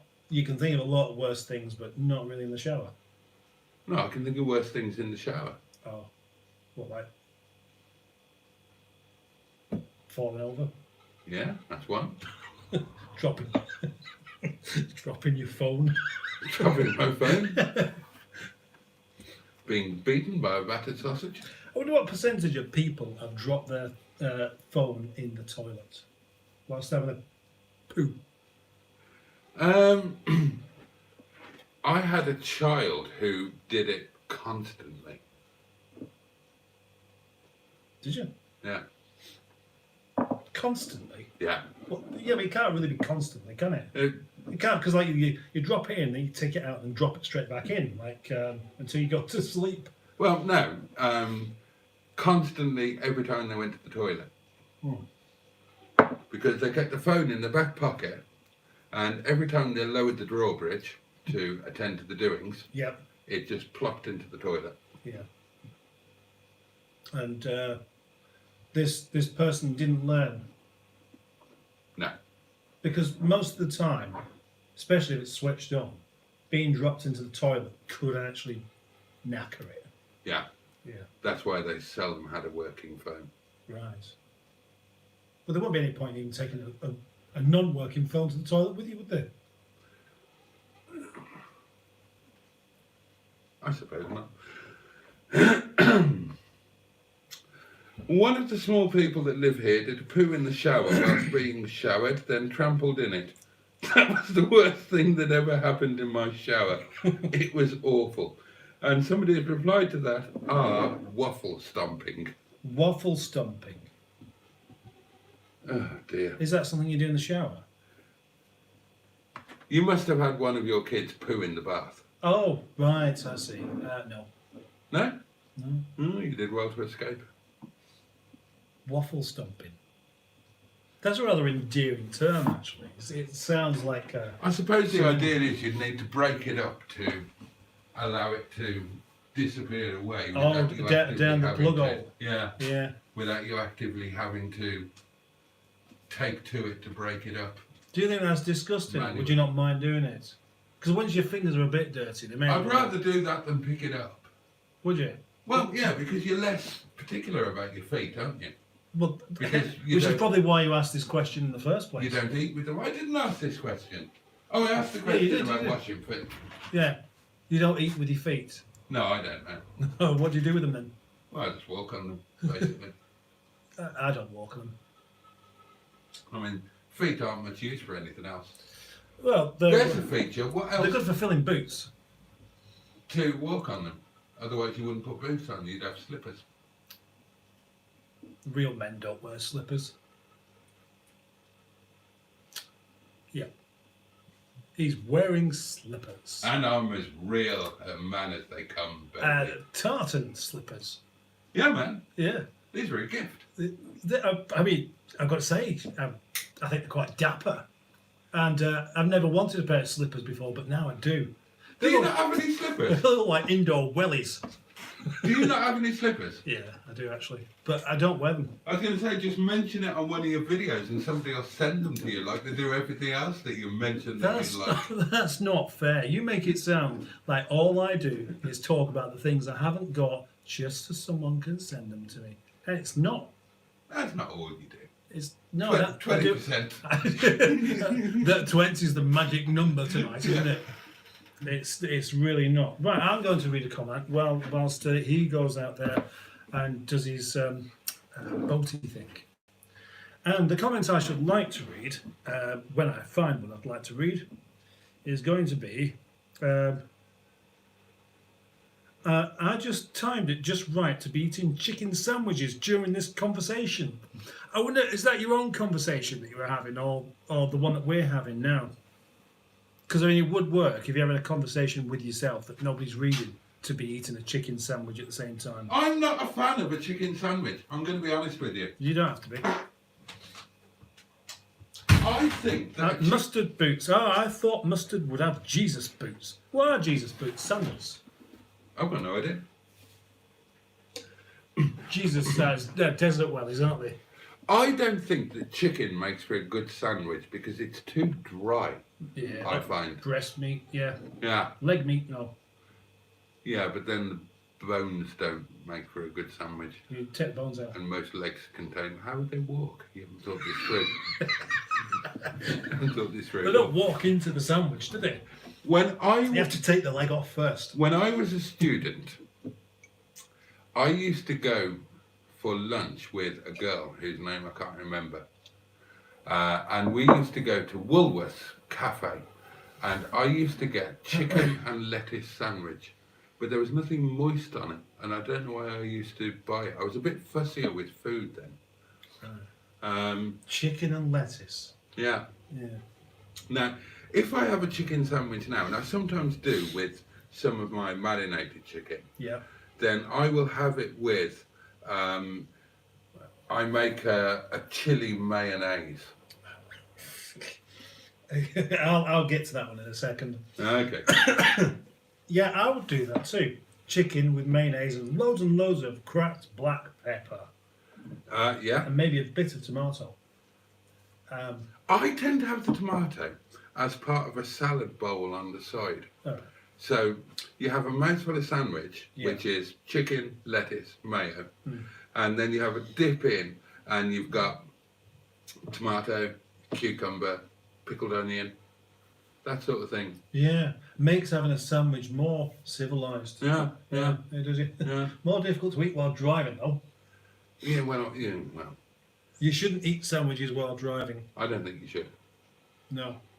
I don't think you should eat curries while you're driving. My go-to while I'm driving is a McDonald's. If I have to eat on the hoof, it tends to be a McDonald's. And I'll have like 2 hamburgers and fries. You could really help McDonald's with their image. Somebody like you, who talks like you do, somebody who's always talking about food, someone who's 20% gay, endorsing McDonald's, they'd love it. I could get them to sponsor the channel. Yeah, actually, that would really help, wouldn't it? Although it would really piss off the restaurant because they want to sponsor the channel. Do they? Yeah, they do. Ah. Sponsorships all round. They mentioned it on last night. They mentioned it on Sunday night. This is news that you haven't told me about. Yeah. We could have had a conversation about this. Well, we can have it now. Can we? But their idea of sponsorship is that I just dedicate the channel to them. And Right. they don't give me anything more than they already give me because they already give me everything. Yeah, that sounds a bit like they're not going to do anything extra of what you might want. Well, to be fair, there's nothing else that I do. They do give me everything. The only thing they could give me would be more money. Right, anyway, so Mr. Gilbert wants to know if you have had a Wigan kebab. Enlighten me. I might have got this wrong. Isn't it a pie in a bap? Oh, fucking hell, disgusting. Well, I mean, for starters, what is a bap? Oh, well, that's what Northerners call a piece of bread. Well, some do. They like to have loads of different words for bread, don't they? I mean, everybody does. You know, the French must have many different words for bread. No, they have one. It's pain. Oh, okay. Maybe they're not as Although, significant in the predators. news, the French baguette has been granted World Heritage status. Is it? Yeah. That is news. 2 days ago. That is the kind of news that people should know about. Slightly old news. Well, they would if they listened to Radio 4, like what I do. Oh, right. Well, of course you do. I like Radio 4 as well, but the thing is, But you don't know what's happening in the I've Archers. never listened to the radio. So how do you... Oh, fucking hell. That's like liking women, but only sleeping with men. On my way over it today, I would have quite liked to have had the radio on at times. Right. Because it's quite a drive. Yeah. And because it's dark, it's not really any good for making videos with either. Correct. But the radio needs a code, and I haven't got it. Right. And that's the first time in a very long time I found myself thinking, I wish I had the radio on. And also, in the evenings, Radio 4 and even Radio 2, much more interested. This is they are what during the day. annoys me about you. Good. Right? Because... Good. Tell me what buttons to press. I'll make sure I'll carry on doing it. Right. I think it'll fall off then. Anybody else who encountered that situation would, the very next day, if not that night, get the code. You never will. No. And that's so annoying. Yeah, but I won't need it tomorrow. You were given a stereo for transit face, Yeah. and you never bothered plumbing it in. No. You've never put a stereo in Alfie. You've had an annoying gap. Look, there's a stereo on it now, but it's just not plugged in. It's not plumbed in. It's not even the correct. It doesn't even fit. Oh, it does. It doesn't. It doesn't. It doesn't. Stick it. No, it doesn't. I put it in on the piss. But the thing is, I don't really want the radio on if I'm driving. That's not the point. It is. The car is incomplete. It's not incomplete. You're just thinking about yourself and your apathy. You're not thinking about the car. How would you like it Hello. if somebody else was in control of you and made you go out without wearing any trousers? What happens in dreams? Yeah. Yeah. Well, I wouldn't like it, obviously. Yeah. Well, now you know how your car feels. What really? Does the car feel anything? Yes. Are you sure? Yes. Do you talk to your car? Yes. Do you reassure it Yes. that you will put some diesel in? Yes. I know you've only got a quarter of a tank, but we'll put some more in. Of course I talk to the cars. Well, you'd be saying that long after a quarter of a tank, though, wouldn't you? right to the bottom where the needle can go no further. Yeah. Yeah. So I don't think that's being particularly sympathetic. That's the life of being poor. I reckon your car would prefer not to be blasting out music or Radio 4. It would prefer to just have some fuel in it, so it won't break down. You're talking about making the car incomplete and feel incomplete. And nobody and no thing likes to feel incomplete. And as for being sympathetic about the fuel situation, it's unfortunate. Now, you, as I understand things, are a poor man. I'm rich in many other ways. Rich in many other ways, but in financial terms, you're poor. Yeah. Okay. No, That's why we get along with each other. exactly, because we're in, because we're in the same boat on the same fucking ocean. Would you rather that your wife was sympathetic towards you being poor, or unsympathetic? Well, it rather depends on how helpful it would be by being unsympathetic. The point is that you have to be. We all find ourselves in situations that are suboptimal or less than ideal. Yeah. You know, I can't pay all of my bills. My cars are lower on diesel or petrol than they would like to be. But I mitigate that by speaking to them sympathetically and lovingly. It's the same as having a partner, and you're going to make them do anal sex, right? And you have to be very sympathetic and loving about it to Yeah, make because them you're feel trying to okay. make it do something it doesn't want to do. Yeah, which is exactly the same as making a car run No. when the No. fuel is too low. I'm going to say that having a stereo gramophone, as you call it, which is a good way to describe it, Onboard gramophone, yeah. has been probably unsympathetic to the car. Because, as most people do, they don't not paying any attention to the sounds of the car because they've got that switched up. And if it makes a sound, you turn it up a bit further. And also because you're listening to what's the latest thing? Is it the latest music? Teddy Wogan. Apparently, rap's big these days. I think it's Wogan with the floral tones. Oh yes, actually, yeah. No, that was last week, wasn't it? No, was it? Yeah, you're Time less flies. likely to hear the crash you're about to have. Yeah. Look, it's a gap, right? I had a tooth knocked out. I hate it. I'm so incredibly self-conscious about my gap. That's how your car feels. It doesn't. It does. It doesn't. It does. It doesn't. It does. Have you asked it? Which one?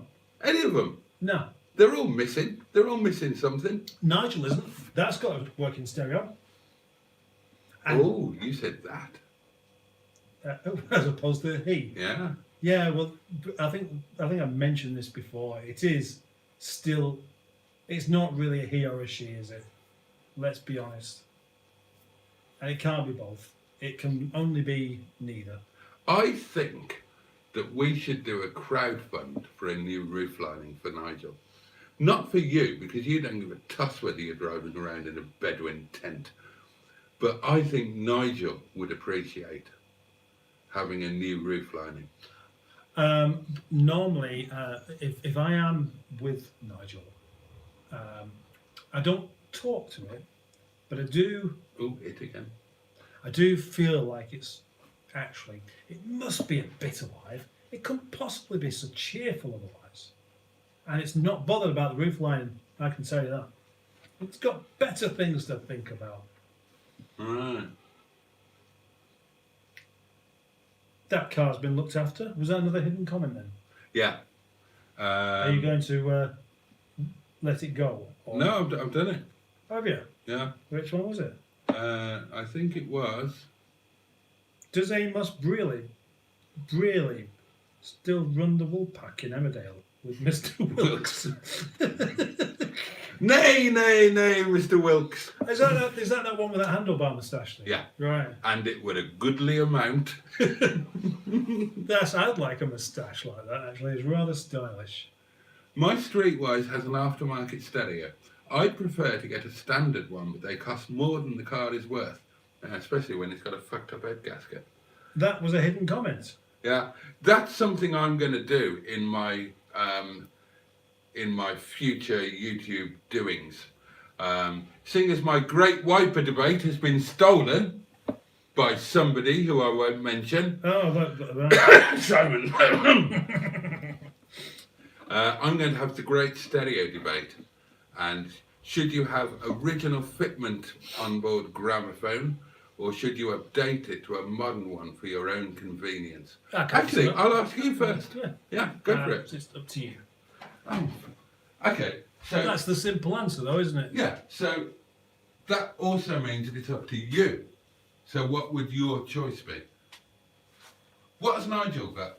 It's got an aftermarket one. Is that your choice? No.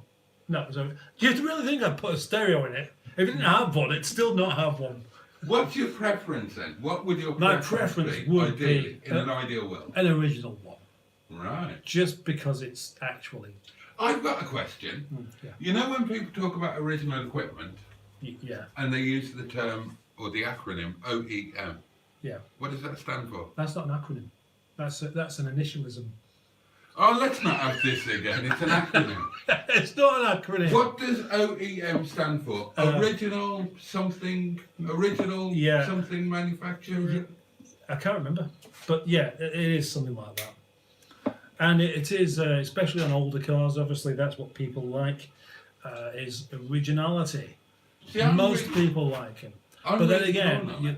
that there are people that don't. Matt, Furious Driving Matt, Oh yeah, he put a super posh, brand new DAB stereo in his Rover P6. right. Did people threaten him for that or something? I don't think so. Yeah. Well, you know what people can be like. They don't like to see a classic car ruined by putting a stereo into it. I'm going to do something very unusual. Really? I'm going to praise Ian What? Ian Hubner? Hubner. Is that Yeah.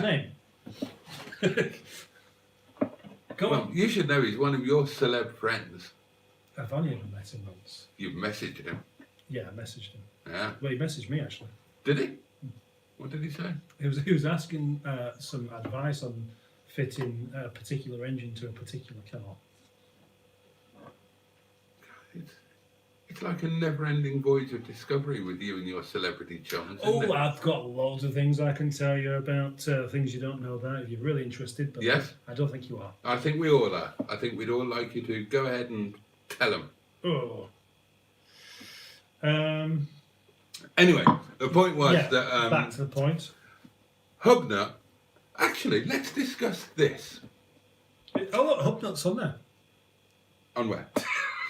Because we were talking about this earlier, and we were talking about other motoring type channels and whatnot. And is Hubnut better than it used to be, or do you think it's gone downhill as a channel? Are you asking my opinion on that? I'm asking everybody's opinion. Okay. Because some people say that, since you did all the family stuff and all of the camping stuff and that, I'll give you my opinion, right?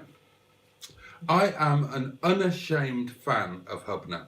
He was the first YouTube stuff that I started watching, and it was Hubner that led me on to other things. And I think we spoke in another live stream that I probably know him from back in the day, or at least he knows me. He was a Birmingham-based classic motoring journalist when I had the showrooms, and they all came to my place. So I've probably met him. I don't remember him, not at all. But anyway, the channel.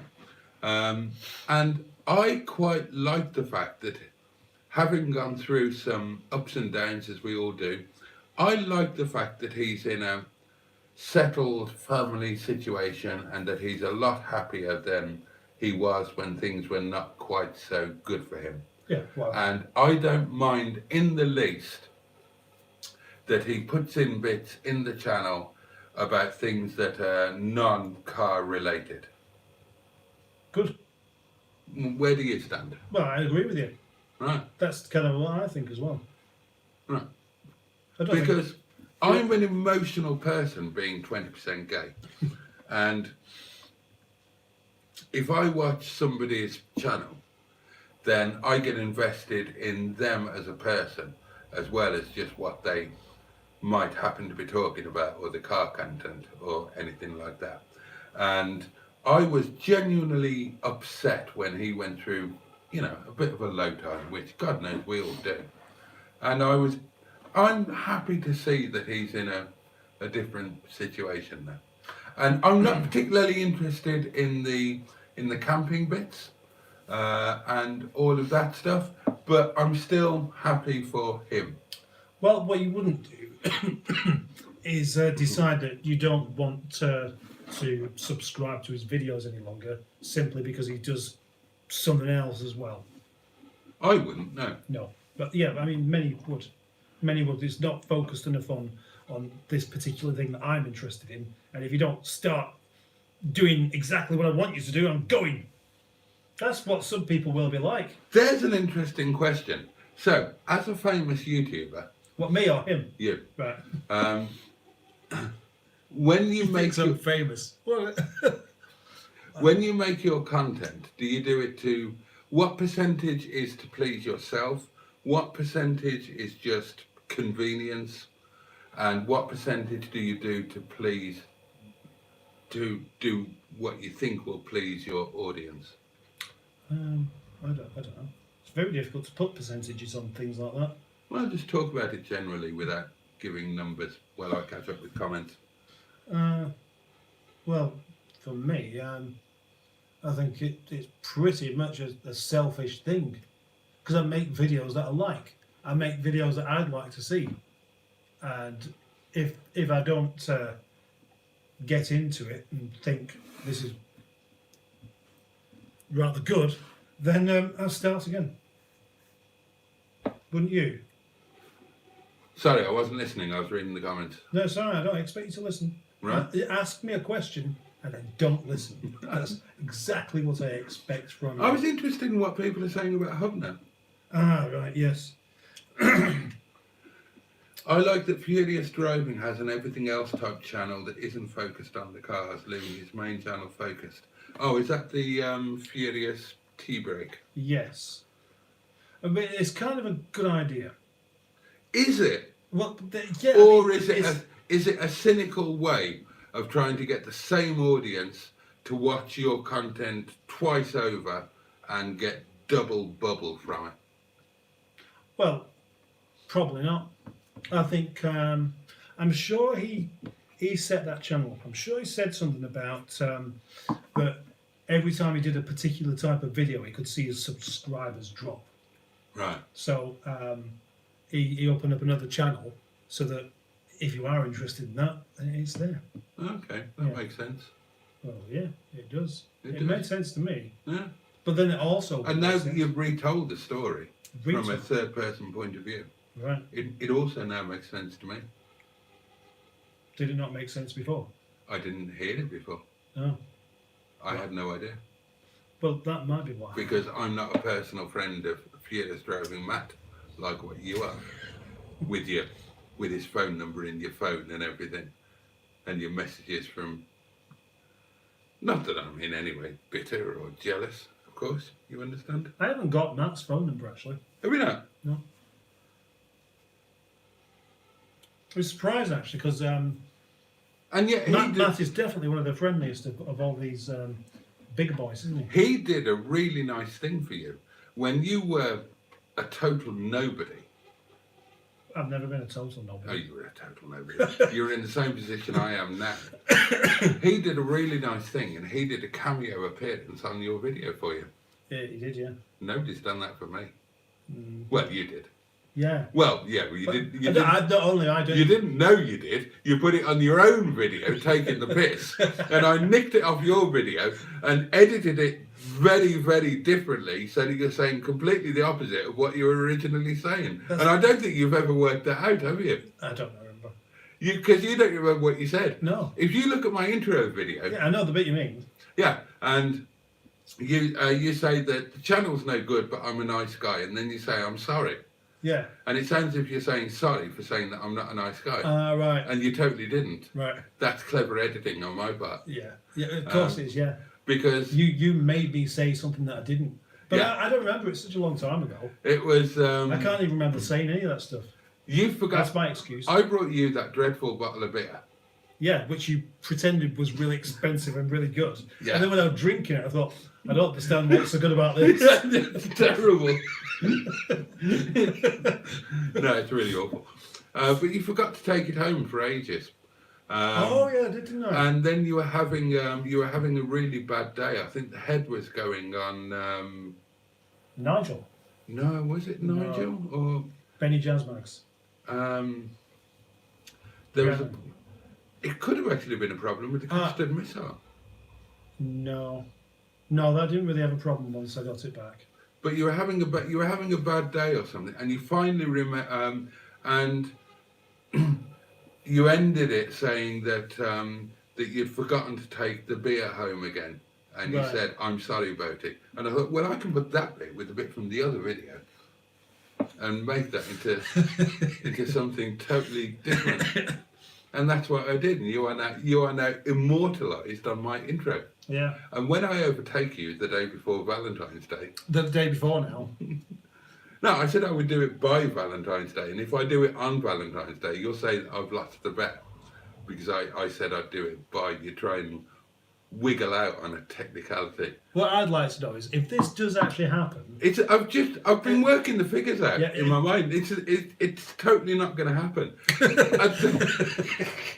At the moment, you are like 2,300 subs ahead of me. Well, let's find out if I've lost any tonight, actually. And I am growing at No, I've gained 4. And I am growing at 300 a month more than you. So in 3 months' time, I'm going to be 900 closer to you, which means that I'm still going to be 1,200 behind. Yeah, well, I mean, obviously these paths of subscriber trajectory can change, can't they? Yes. You know, what might happen in a couple of months' time is that a lot of your subscribers might realise how awful you are. The last cup of tea, I think. What time are we on? It's nearly 12. Oh gosh, we've hit the 2-hour mark. Well, almost, yeah. Has anybody got any questions for us around Mustard Makes Tea? I think they are, but we just keep ignoring them while we're chatting. I finished the last Q&A. I finished the last live stream with a Q&A, and I think the one before that, and that's quite a good thing to do. So if you've got any silly, rude, impertinent, nonsensical question to ask either myself or my colleague here, the hairy Paddington, then do feel free, and we will guarantee you before we go off air a full, complete and honest answer to the question. Let's see if we've got any. You expect them to just arrive that quickly, don't you? No, I thought somebody might have put one before, because I did ask before. Yeah, I think. And you said that there were some and we've ignored them. Well, we haven't ignored them, it's just that it's difficult to do absolutely everything, isn't it?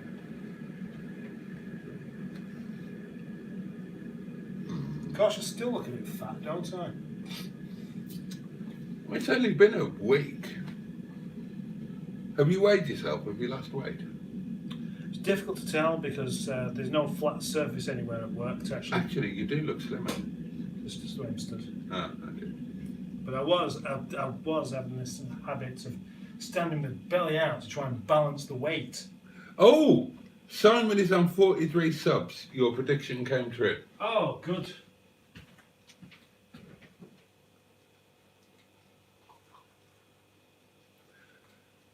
Boaty, get the celebrity friend of the captain to come and review your MGZT, casually mention it's for sale, and you get loads of views and with a possible sale, thus holding, folding, win-win. Holding, folding, that's a good term. Actually. Oh, here's a question. What is your tea bag of choice? Your tea bag brand of choice? Well, that question's obviously not for you, is it? No, it's for you. Well, what he actually said was, what's Mustard's tea bag brand of choice? Well, I like them all. I actually don't mind the supermarket tea bags, which are much cheaper. They make a decent cup of tea. If you like tea, you know, you might know what I mean. But I am also quite partial to a cup of Earl Grey. And in the summer, I'll often buy one of those small boxes of Earl Grey, and I find it so nice, I'll just drink one after the other. A bit like I do with other tea. If you could have a tattoo on or around your penis, what would you choose? What?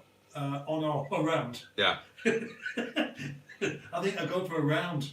I think you meant what would you have tattooed on or around it? Right, well, That's a rather ambiguous question, then, isn't it? I'd go for a round as well. I wouldn't want a tattoo on my little chap. Can you tell me why? Well, one, pain, although it shouldn't actually be painful because there's no bone and no muscle. So it would probably be the least painful place to have a tattoo. But in reality, what could you have tattooed on your penis that could cope with sometimes being that big and sometimes being that big? A barcode. An accordion. You could have an accordion tattooed on it and it would go like that. If you... I'd have the barcode of my favourite beer. So, so if I pick one up in a supermarket and the labels come off. I like the idea of an accordion. So you could film yourself getting excited and then less excited.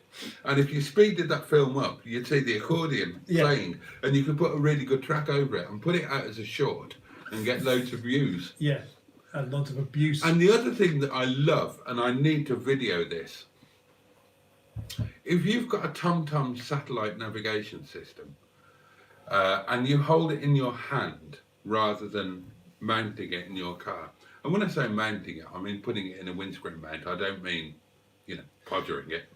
I don't think most would have thought of that if you didn't point it out. The ambiguity of your. You can't be sure. But if you hold it in your hand, then on a TomTom it's got the little arrowy pointy thing, which is your car. Yeah. So if you do that, walk forward, walk backwards, and then walk forward, walk backwards, you can totally and accurately recreate the opening credit to Dad's Army. Can you? Yeah. Oh, yes, I see what you mean, actually, yeah. Who do you think you are kidding, Mr. Hitler? You should do that. I've Have you done- got a TomTom? Yeah, Right, well, yeah. I've got 4, How many do you need? 6. What, one for each car, so you'd have to take them out? Yeah, I'd just take them out.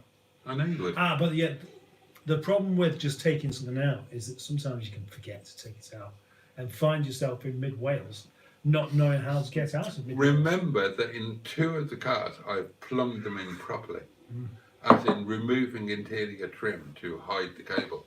Yeah, which is what you're supposed to do, isn't it? Well, I don't know about that. And I didn't intentionally remove the interior trim. I tucked it behind the interior trim, which kind of loosened it, and then I kicked it by accident when I was getting out of the car and it fell off. And I had to go and put it back in.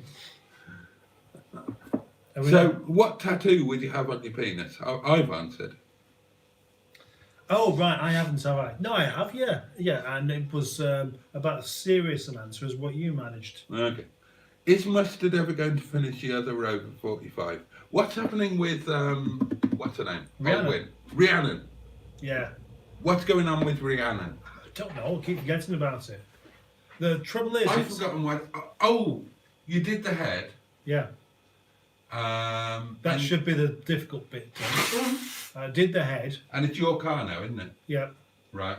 But now I need to do the thermostat housing. That should be me doing that. But there's an issue with the radiator. The radiator fan is not cutting in. No. And the... yeah, it's one of those curious things because the radiator fan wasn't working. And so I replaced it for one that does work, but it still doesn't kick in. I can trick it into working, but not in the usual way where you unplug the thermostat, the coolant temperature sensor. That would normally get the fan to kick in. So that means that because it's not doing that, even though it does work, it's not going to start kicking in.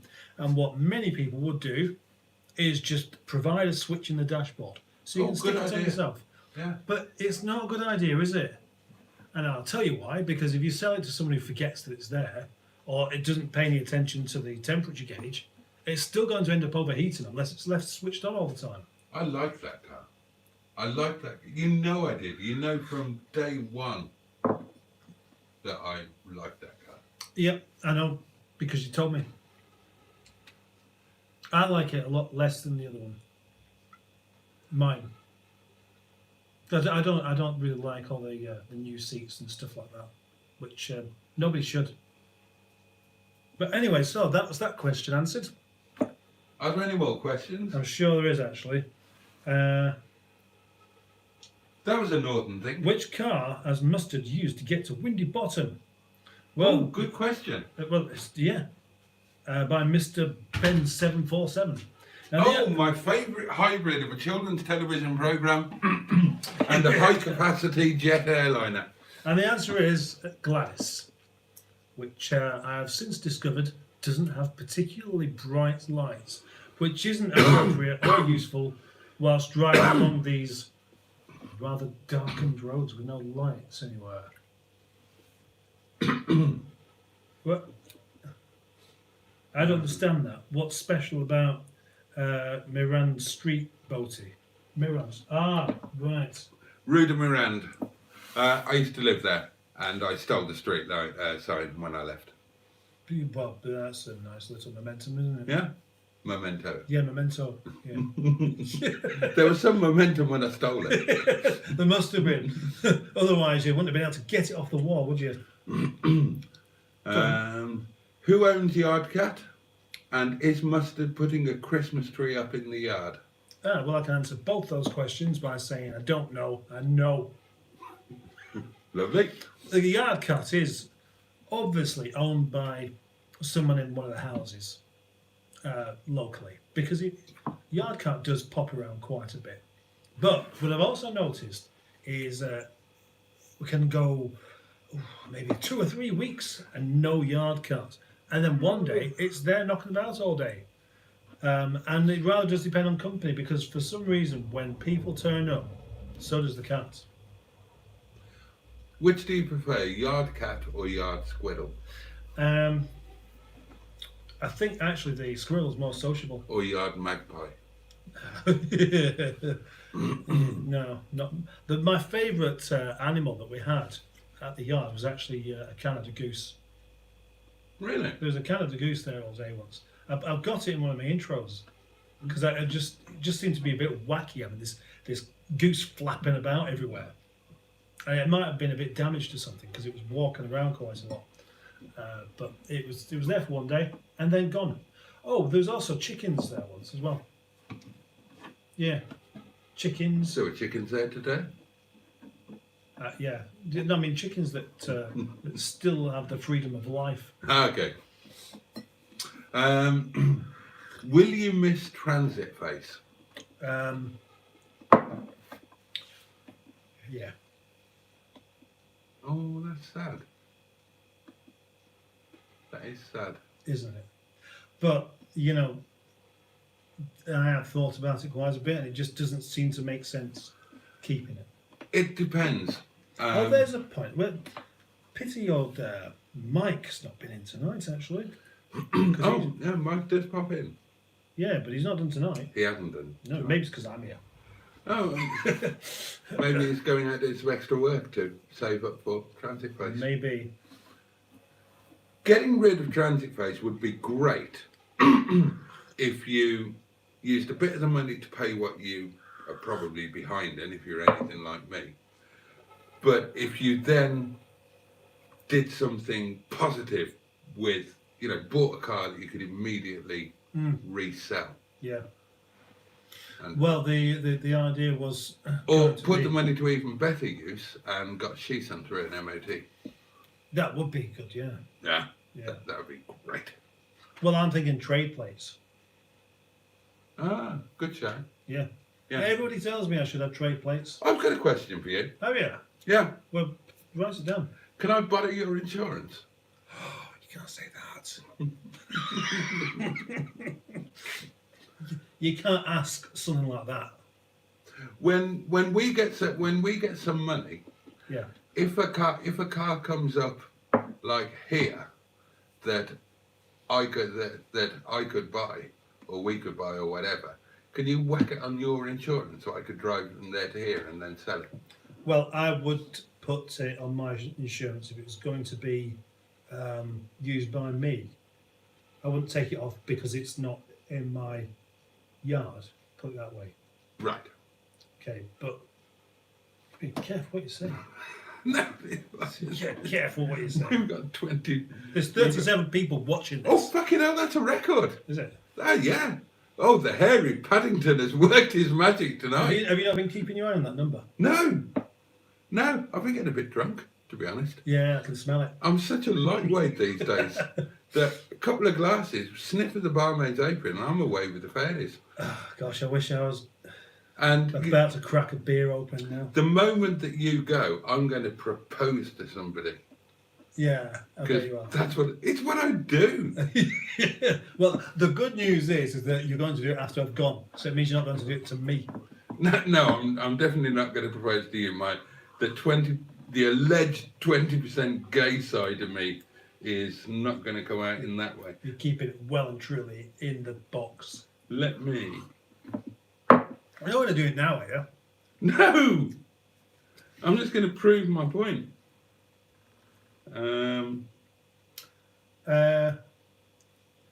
Right, so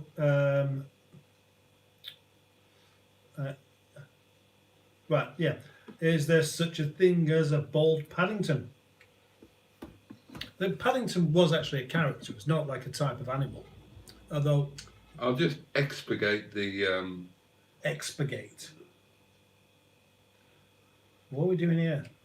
I'm going to show you Am I going to laugh at this? a segment of. Yes, well, actually, because you've actually just edited a bit out of it, means there's stuff there that you wouldn't want anybody to read. Correct? So, shall I read it out loud? No!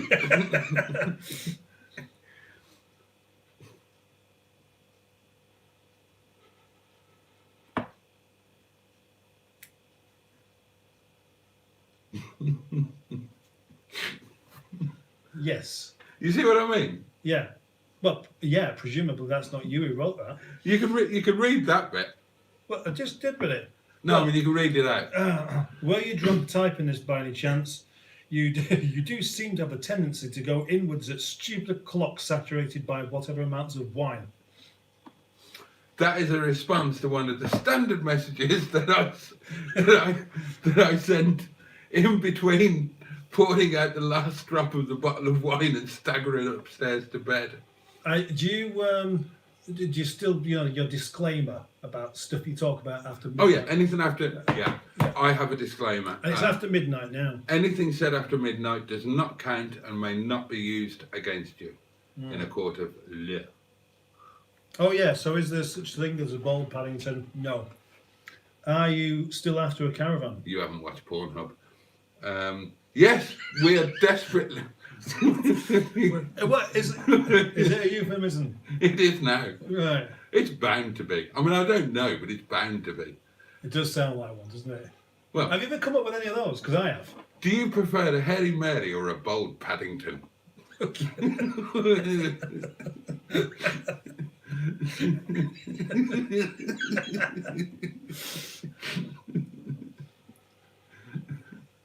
Right, that is now officially a thing.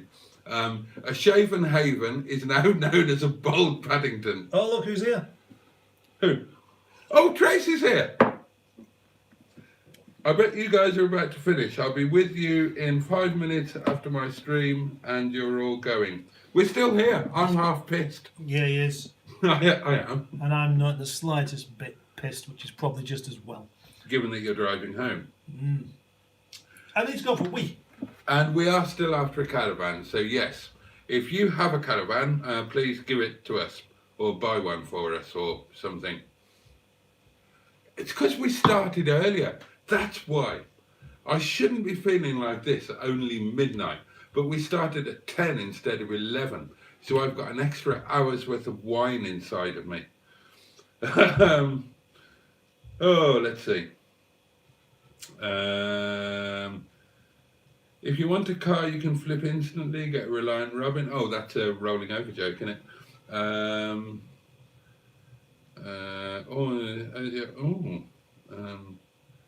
I thought Gladys had spotlights. I'm not sure.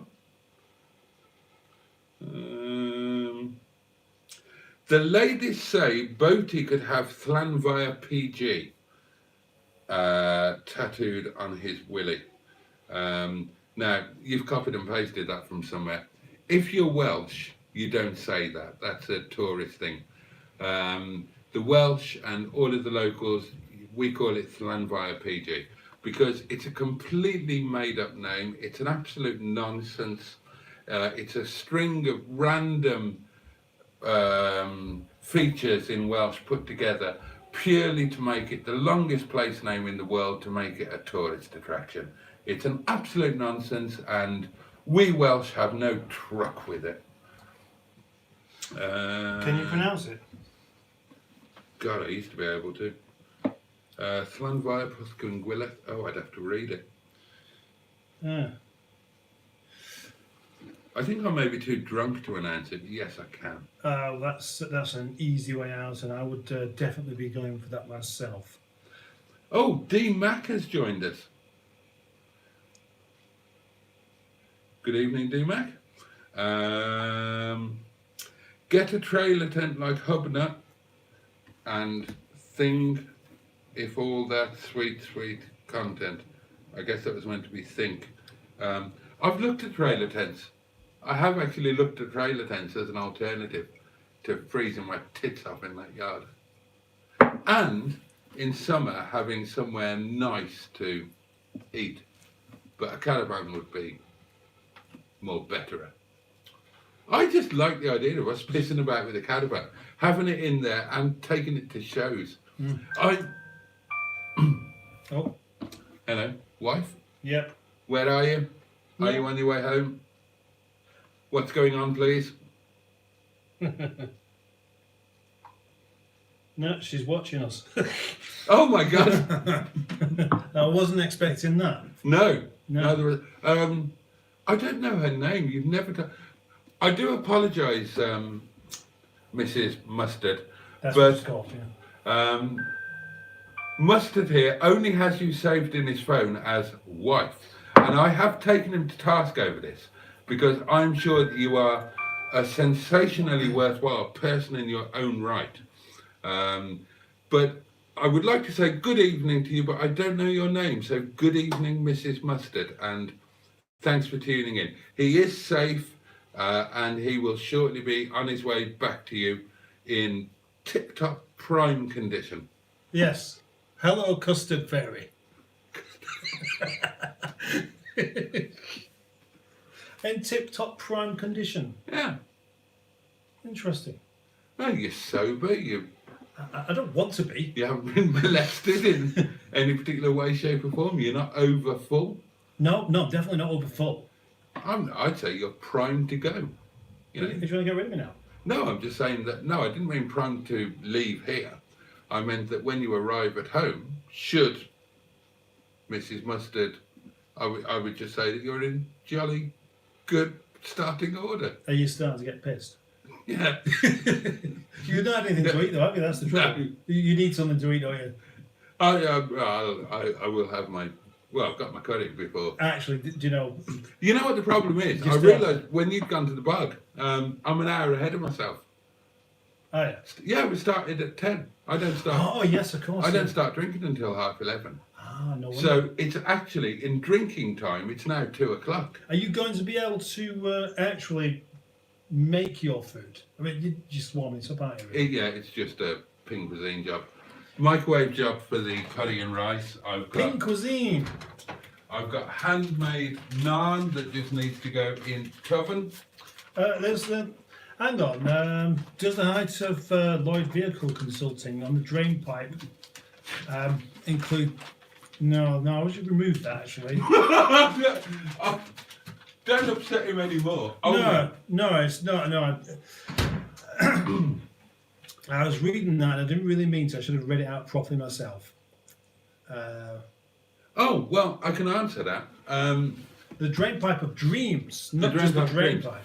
Okay, somebody has referred to the lump on Joseph's head, and I sympathise with him on that basis because I also have a lump, but it's a different kind of lump. Mine is a cyst that they don't seem to want to remove because it's it's harmless, and there's a backlog with the NHS.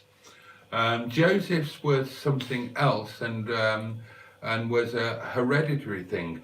But your question is redundant because it is no longer there. He had it removed, and I feel fine talking about this because he included it in his video.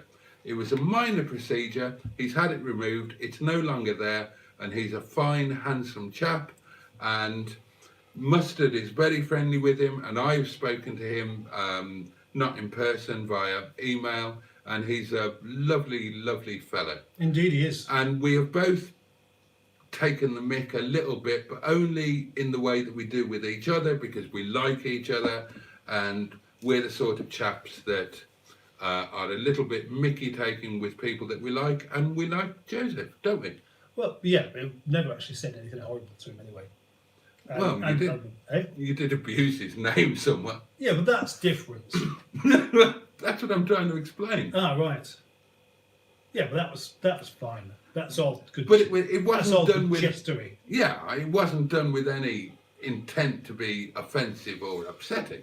No, absolutely. That's not. just not what I do. I thought he was. I'm going to go here. I'm a little drunk. Yeah, no. That's a pity because we've still got 36 people. Okay. Still got 36 people watching, which is. I watch Joseph's channel, Lloyd Vehicle Consulting, and obviously he's there, he's on camera, and he had a thing on his head, and I thought he was quite brave because I'll be quite honest with you. If you watch my early videos, you can't see me on them. And when I started doing stuff with Mustard here, I was very, very uneasy about it because I just had a tooth knocked out. And the wrong tooth, because if they were going to punch a tooth out, they should have done this crap one here. That one there, I've still got it. It's in a tin over there. Maybe put it back at some point. And that was I'm going to try. And that was a really good tooth. It was straight, it was true, it was honest. And this one is fucking wanker of a tooth. That one deserves it. Yeah, that one deserved it. And of course, I've got this cyst. So I thought twice about it. And I thought Joseph was quite brave to just go ahead. And when people mentioned it, he addressed it. And when the time was right for him, he had it removed. Yeah. And he looked fine with it. And he looks, can I say he looks even better without it? You can do. Or is that saying that he wasn't acceptable with it? No, not really. No. But if he's happier without it, and I presume that he is because he had the procedure done, then I'm delighted for him. And if that means that people concentrate on his content rather than some slight imperfection about his physical being, then that's all good because I jolly well like his content. Yes. I take the mick out of it sometimes, but I like it, and he's doing very well for himself. He's got double the amount of subscribers so far of Captain Mustard here, who is very famous. He's been going a lot longer than you. Has it? Yeah. Right. Right, so I'd rather have a it cigarette is. before that. That's 2.5 hours we've been managing to go with this, and That's long enough. that is long enough. Actually, I could carry on going because I'm still compos mentis, but the longer we stay, and The drunker I'm going to get. the longer, the more it's going to be obvious how drunk this chap actually has become. And he'll soon start saying regrettable things. Yeah, I will become disinhibited. Yes, disinhibited. That's a good word, that, isn't it? It is, yeah. Yeah. The thing is, though, actually, you can work quite well with being completely sloshed, can't you? Well, you get used to it. I suppose you have to, don't you? When I was singing, we used to be absolutely wrecked. We'd have literally, we counted them one night. By the time we started and went on stage to sing live to a large audience, we'd done 25 bottles of Budweiser. I used to drink beer. 25. I was always. You didn't drink 25 all by yourself, surely? Yeah. They're not very big, though, are they? No. They're not very strong. No. Right, that's why. I mean, still. You know that little French lager stuff you can get in shops? I was talking about that on Livestream. Santa Mare, it used to be. I used to get it when I used to go every 3 weeks to France and Belgium when it was really cheap to do it. Right. And just nip over the Belgian border to buy booze and food stuff. Well, that stuff you can just drink. Oh, you can drink that like water and Yeah. never get drunk. Yeah, which is about great. 1.3%. Oh, I've not had one like that. There's usually about 2.6%. Yeah, and they're really tiny. Yeah. They're barbecue beers that you can just drink. Oh, all that's day. the idea, isn't it? So that you can have a barbecue and invite people around that drive, and they can just spend all day drinking and go home sober. Yeah. That's a fantastic way of doing it. Right. If you drink long enough, you can kind of drink yourself sober. Budweiser is like water. Well, it's like flavoured water. It's like beer flavoured water, but Yeah. not particularly good beer flavoured water. I would love Joseph's Volvo. What do you think of his Volvo? Have you seen it? Yeah. He's your chum. Presumably you've paid him the courtesy of looking at his channel. Yeah, he has invited me to drive it. But the only trouble is, he's quite a long way off. He is. And He's in Hampshire. yeah, and Hampshire, in case you don't know, is at the bottom of England. No, And I'm not at the bottom of England. no. I'm sort of, You're not a bum man. no. But yeah, I'll speak to him again in person. Let's get down and see him. Let's both of us get down and see him. But just like that. Yeah, Would you like to? yeah. Yeah. We could make a road trip video. Let's stay overnight. Let's go on a Monday. Stay overnight. Drive back on the Tuesday. We need to be making money out of these things first to warrant doing that. Oh, let's just do it anyway. No, we can't just do it. Let's do it for shits and giggles. It'll be really good content. Would it? Yeah. Well, you never know. And it'll get us out. But I do. It'll get us out there a bit. You're already doing the celeb. I haven't done a celeb thing apart from with you. Let's go and do a celeb road trip meeting up. I reckon what we should do is aim for something like that once we've both passed a particular sort of status level. No, where we can. Well, no, because you need to be making some money out of it, and so do I. And we can make a video that we can make some money off of it by doing it. Well, we're both going to be. By the time we arranged it, we're both monetized. Yeah. So instead of, like, if you wait until the time is right, you never have children and you never do anything. Correct. So let's do it, and let's just make a video so damn good, or make several videos, or make content that's so damn good that we both make money from it, and it's at least a free thing. Okay. Well, let's come back to that another point. I'd love to do that. I'd love to go and see lots of people. Go and see him now. Hit You'll and arrive at 3 a.m. No, it wouldn't be 3 a.m. because it's already 12:30. It would be more like 5. That's how far away he is. I noticed our chemists sell replacement tooth repair kits for $7.99. Might make an interesting video, even though Boaty's not an engineer. Fuck it, after a bottle of wine, I'm up for it. Give me a new tooth. Or just, you can do things. You made the 8-horn shouty thing. I've got the tooth there. Stick the fucker back in somewhere. That's a good idea. Yeah, I think Should we do it now? Yeah, there we go. No fishing today. He's actually going to get his tooth out. I kept it. Well, of course you did. Look, that's in good nick, that is. Gosh. So there's nothing wrong with it, is there? No, it didn't look like it. It's not. How would you like it? There's no decay. There's nothing wrong Watch with Ed. it. It's a nice shape. So what you need to do That would go back in there. stick it in place like that, and then with a little toffee hammer until it doesn't come back out. Well, what you mean? Hammer it into my face? Could you not just put some sort of dental cement in there? That might be the way, actually. Listen, I think it's time to go. Well, yeah, when we're talking about hammering old teeth into my face, it definitely is. It would be if I was cracking a beer open now, then you would be on the floor before too long anyway. And not until I'd eaten my curry. no, I've never been so drunk that I've not eaten. I bet the moment you'd eat it, you'd just crash, though, wouldn't you? No, I have another glass of wine and a cigarette, and then I try and make it upstairs. And if I can't make it upstairs, I cover myself in newspaper. So you can experience homelessness and hope that the comfort of your own hope home. that I survive until the morning. Do you know that actually happened?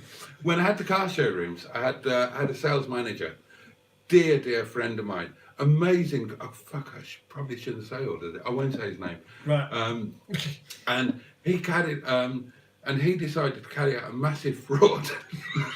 Hang on. Are you sure you're going to carry on with this story? He did. And then he went to Malta and spent 4 or 5 years in Malta, and then came back to the UK when the dust had settled and the statute of limitations was up on all the banks that he'd done. And all the banks that he hadn't done, he then did again. and took all of that money and went off to Brazil, and he's still in Brazil now. He wants me to go over there, and I'd love to. He's the loveliest guy, and it was only the banks that he defrauded, not people. not people. He just put all of the company money through his own account first, built up a massive credit rating, took out a load of credit cards and check guarantee cards and all of that, and he was getting like £100,000 credit limit on credit cards. And then when the time was right, he just maxed them all out, took out all of the money out and fucked off. But anyway, he's the only man I've ever met that eats more than you and drinks more than anybody on earth. If anybody asks him how heavy he is, he'll say, I'm 18 stone, and that is the optimal drinking weight. My God, that man could drink. And he lived with me for a while. And the first night that he lived with me, I took him out to do some interesting things. And all he kept saying was, pub, puppety pub. Highly intelligent man. Amazing businessman. Highly intelligent. He just preferred to be drunk and podger women. Oh, he was a dreadful podgerer as well. Was he? What, he wasn't any good at it? No, I mean, he was amazingly good at it considering how much he drank. And he always had a queue of women after him. And the first night that we went out, we ended up in the pub. He came out with one of my favourite lines. He went to McDonald's once and I said, what do you want? And he said, children's party, hold the clown.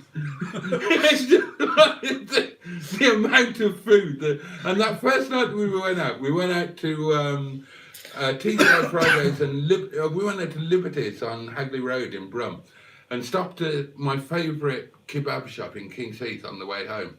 And he had something like 2 large kebabs, pies, sausages. He cleaned them out. He basically bought all the food they had left, apart from what I had. And we got back to my place, and he drank a bit more. And then I said, right, yeah, it's been a good night. Bedtime. I'll show you to one of the guest rooms. And he said, no, he said, falling off the settee and literally covering himself in the Times. And I said, what are you doing? He said, don't you know the fucking basic rules of survival, man? And that was it. He just went to sleep underneath his newspaper and then got up the next morning and went to work. Oh, I loved those days. Oh, dear. Right, okay. I think that's going to be it, don't you? You need to get some food before you drink anymore. Yeah, it's very nice. I'm sure it is very nice. Yeah. And so, there we go. I would like to say on behalf of Boaty, thank you for having me here. It's been an absolute pleasure, and thank you everybody for tuning in. As always, wouldn't be the same without you. Tonight has been a little bit different than usual, but I do hope that you enjoy it. To to fill you in, we did some filming earlier today. I went over to the yard before Mustard came here. So you've got 2 videos to look forward to. Mustard and Boaty do lunch, and a new feature named by the captain here, Mustard and Boaty do people. I forgot about that one. Which is where we meet other people of, from the community or from YouTube or whatever. And we got the first of those for you. And of course, the next live stream will be on Thursday night. So have a safe and peaceful night. Take good care of yourselves. Stay safe, stay warm, stay healthy, stay sober. And it's good night from me. Yeah, and good night from me too. Bye. Take care, guys. I have to turn off the doings. I know. Turn off the doings. Yeah, do something entertaining while I turn the doings off. He's turning off the doings now.